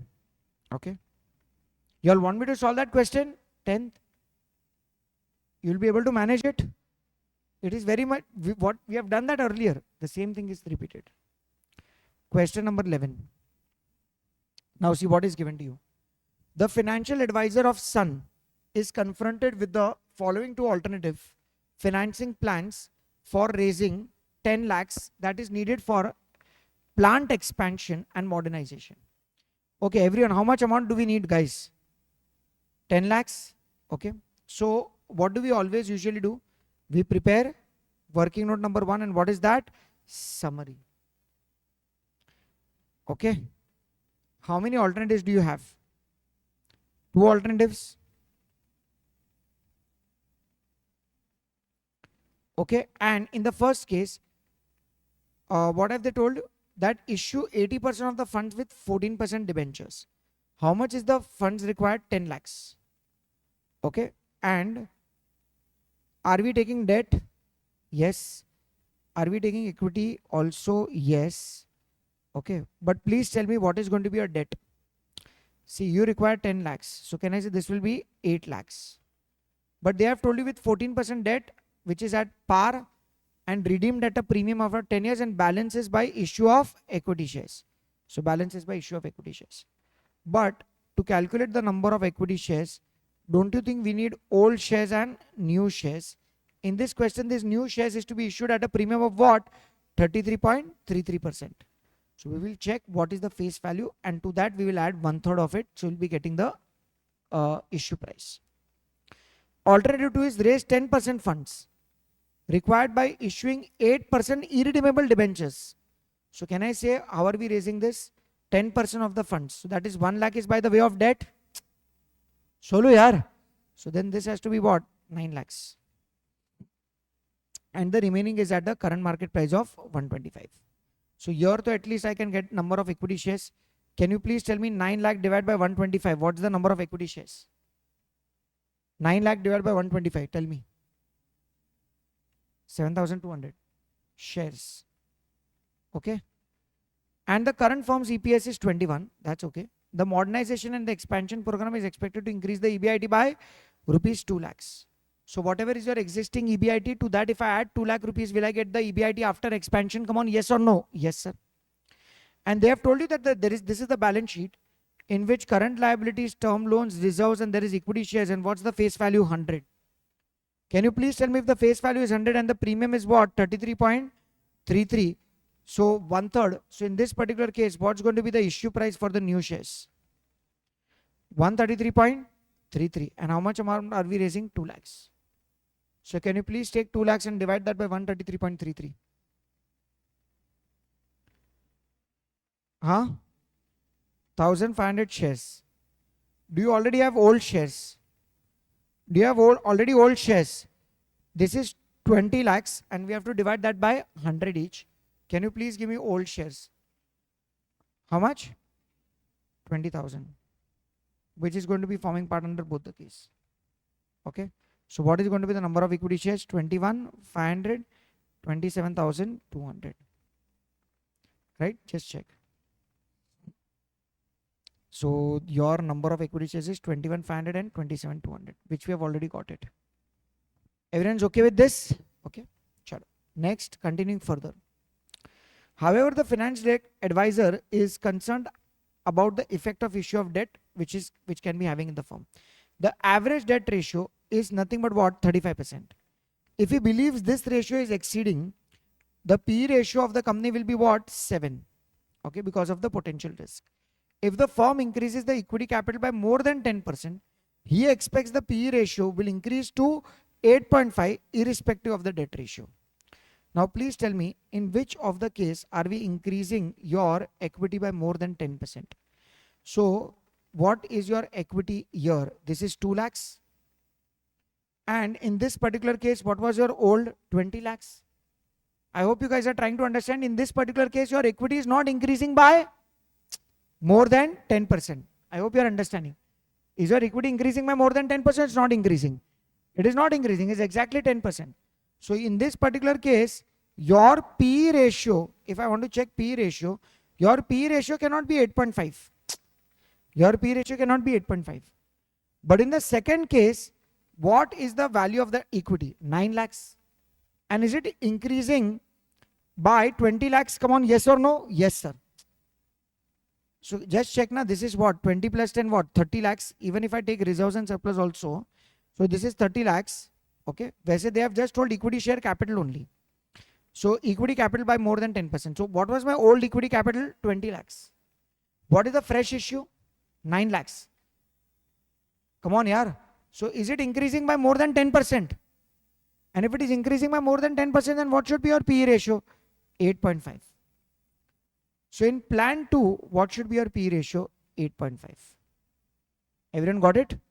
One thing I'm just showing you. So P ratio is 8.5. For plan 1, now let us check what is going to be the debt ratio. How will you calculate your debt ratio, guys? So for your debt ratio, can you all please tell me, you had old debt, how much amount? Just check. Old debt, how much amount you had? Old debt. Old debt was 15 lakhs. How much is the new debt? 8 lakhs. So just check. 23 lakhs. What is the total capital employed? The total capital employed is 55 lakhs. How did you get 55 lakhs? Because just check, you already have here, how much amount do you have, beta? 10 lakhs, right? And what is your existing capital employed? Your existing capital employed is 35 lakhs, which is debt plus equity. And debt plus equity is nothing but your existing capital employed, na? What is existing capital employed? 20 plus 10, 30. 30 plus 15, what? 45 lakhs. So this was your existing capital employed. And how much additional funds are you raising? 10 lakhs. So what's going to be your total capital employed after expansion? 55 lakhs. So this is 23 upon 55. This is 41.82. Is it exceeding 35%? Yes. So what should be your P ratio? 7. So just check. It should be 7. Understood this? But for plan 2, then we are not concerned with debt ratio. We are concerned with your second condition, because its equity is what? Greater than 10%. So can I put it like this? It has to be what? 8.5. Got it, everyone? Okay. Now continuing further. Applicable tax rate is 25% and the target payout ratio is 60% for the next year and the growth rate is 10%. Now we are required to calculate what is the EPS and NPS of the company. So first let us talk about EPS. For that we need the starting point, which is EBIT. Just check, do we have any EBIT? So if you guys can just check, they have told you that in this particular question, current EPS is what? 21. Can you please give me number of equity shares? Can you give me number of equity shares? 20,000, 20 lakh divided by 100, so it's 20,000. Can you please give me what is the net profits for equity shareholders? Because I have EPS, if I multiply that by number of equity shares, can I get the net profit for equity shareholders? Solu, yes or no? Yes, sir. What's your EPS? 21. What's the number of equity shares? 20,000. What's your net profit for equity shareholders? 4,20,000. So now, if I take EBIT, what do I have to subtract? Interest. What do I get? EBT. If I subtract tax, what do I get? NPAT. Can I say this NPAT is also called as net profit for equity shareholders? So what is my net profit for equity shareholders? 4,20,000. If I go reverse, can I get my EBIT? Can I get my EBIT? Okay, give me my EBIT now. What is going to be my EBIT? Everyone, please tell me that for your EBIT, what's the tax rate which they have given to you? 25%. So this is 75. Give me EBT. 5,60,000. And do you have any old interest? Do you have any old interest? Yes. That is 10% of 15 lakhs. That is 1,50,000. So what's your old EBIT? 7,10,000. So what's your old EBIT, guys? 7,10,000. What is your additional EBIT which you are earning? 2 lakhs. So can you all please give me new EBIT? 9,10,000. Don't you think this should be your starting point? 9,10,000. Oof. Have you understood this? So we have to start with the starting point, which is nothing but 9,10,000. So now from this, I'm going to subtract interest. Then I'll be getting EBT, subtract tax, NPAT, net profit for equity shareholders, EPS into P ratio, MPS. And then we are also required to calculate in the second part of the question, what is your FL? So EBIT upon EBT, that will give you your FL.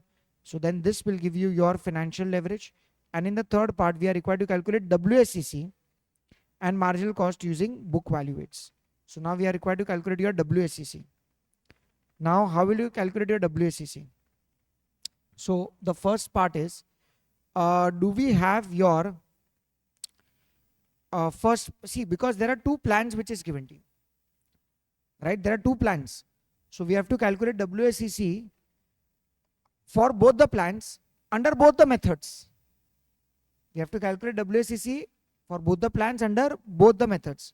The first part is calculation of total and second is using marginal value weights. Okay, so first let us calculate regarding the total part, because total is very easy for you to understand. Under alternative 1, can you please tell me what is going to be your equity? Under option 1, what is going to be your equity? Okay, so now I'll explain you this. See, equity share capital. Just check in your summary, are we taking equity? Come on, are we taking equity? What is your existing equity? What is your fresh equity? 2 lakhs. And what was your old equity? Just check this out here, 20 lakhs. So can you please give me what is going to be your equity share capital? 22 lakhs. Will there be any reserves and surplus? Yes, there is reserves and surplus. Just check, how much is that? 10 lakhs.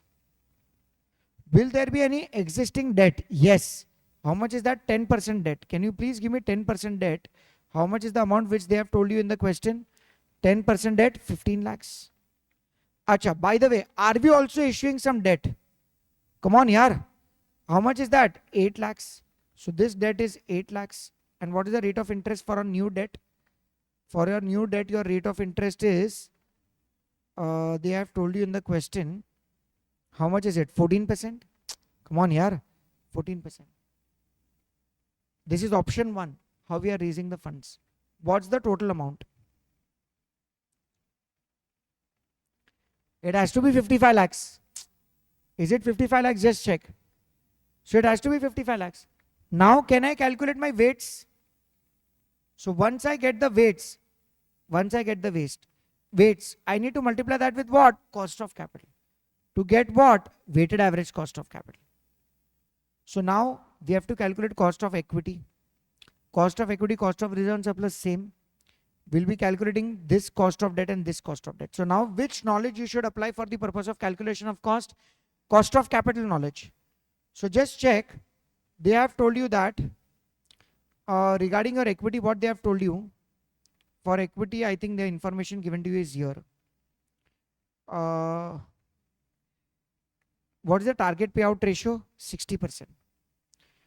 So guys, the target payout ratio is 60%. So whatever is your EPS, you have to multiply that by the payout ratio to get what is the dividend per share. Okay. Now see, let us just check how do we calculate your KE. Okay, just check.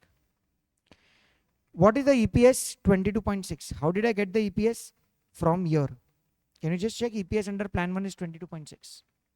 So from 22.6, I need to multiply that by the payout ratio. So I'll be getting dividend. The growth rate is 10% and the market price is 158.2. So based on this, if I apply this, can I say I can get my KE? Come on, yes or no? Yes, sir. So that is 9.43%. So this will be your 9.43%. And as I told you, KE, KR both are same. Now we have to calculate 10% cost of long-term loan and 14% cost. How will you calculate 10% cost? So this is your existing part which is given to you in the question 10%. This is irredeemable in nature. How do you calculate your post-tax cost? We simply take interest and multiply that by 1 minus tax. So you'll be getting your post-tax cost. Your post-tax cost is going to be what? 7.5. And for convertible debentures, are we going to use redeemable debentures? Bigger formula, come on, yes or no? Yes, sir. We have RV, we have NP, we have everything given to you. So based on that, this will now be 10.95%. Then you have to substitute 10.95% here. And eventually, you will be getting the final answer, which is your WSCC 9.12%. For the second option, same concepts will apply. So there is equity, there is reserves and surplus, okay. There is 10% loan, and then we are raising 8% irredeemable debentures. So for its cost calculation, I will use this data, which is given to you in the second alternative. That what is going to be your 8% irredeemable debentures. So what is going to be the final answer? It is 8% into 1 minus tax rate, and then we are going to divide that by net proceeds, which is 125. No, the net proceeds about 100 only, sorry. So then in this particular case, you simply have to take 8 into 0.75. That is going to give you 6%. This is 7.5. And then we have to calculate your KE. So we calculate the KE by using the same concept which we have done here. What is your EPS, payout ratio, growth rate, calculate KE, and this is your cost of debt, etc. So this is how you calculate it. So that will be 7.66%. Now this is for the entire cost of 55 lakhs. But they have also told you are required to calculate for your marginal. So marginal was not 55 lakhs. Marginal was only 10 lakhs. So here we have to only calculate for 10 lakh rupees. So for that 10 lakh, we have equity, reserves, okay, and then we have 14%. This, there is no need to write down equity and reserves separately. We can simply write down market value of equity, only 2 lakh rupees. But they have told you that because it's book value weights, that's why they have specified equity and reserves. Because whatever is the premium part, that premium always goes in your reserves and surplus. But there is no need to calculate your reserves, but you can directly do it also, equity. And then if you do it in this particular way, you'll be getting 10.65 and 7.58. But remember that in your additional, you just have to take what? Only 10 lakh rupees. That's it. Very, very, very lengthy question. Okay, but it's good if you can practice this, okay, based on whatever understanding we have. So based on that, you'll be able to solve it. Okay. So with this, my dear students, now one more chapter is completed in your revision, and which is that beta, your capital structure. Okay.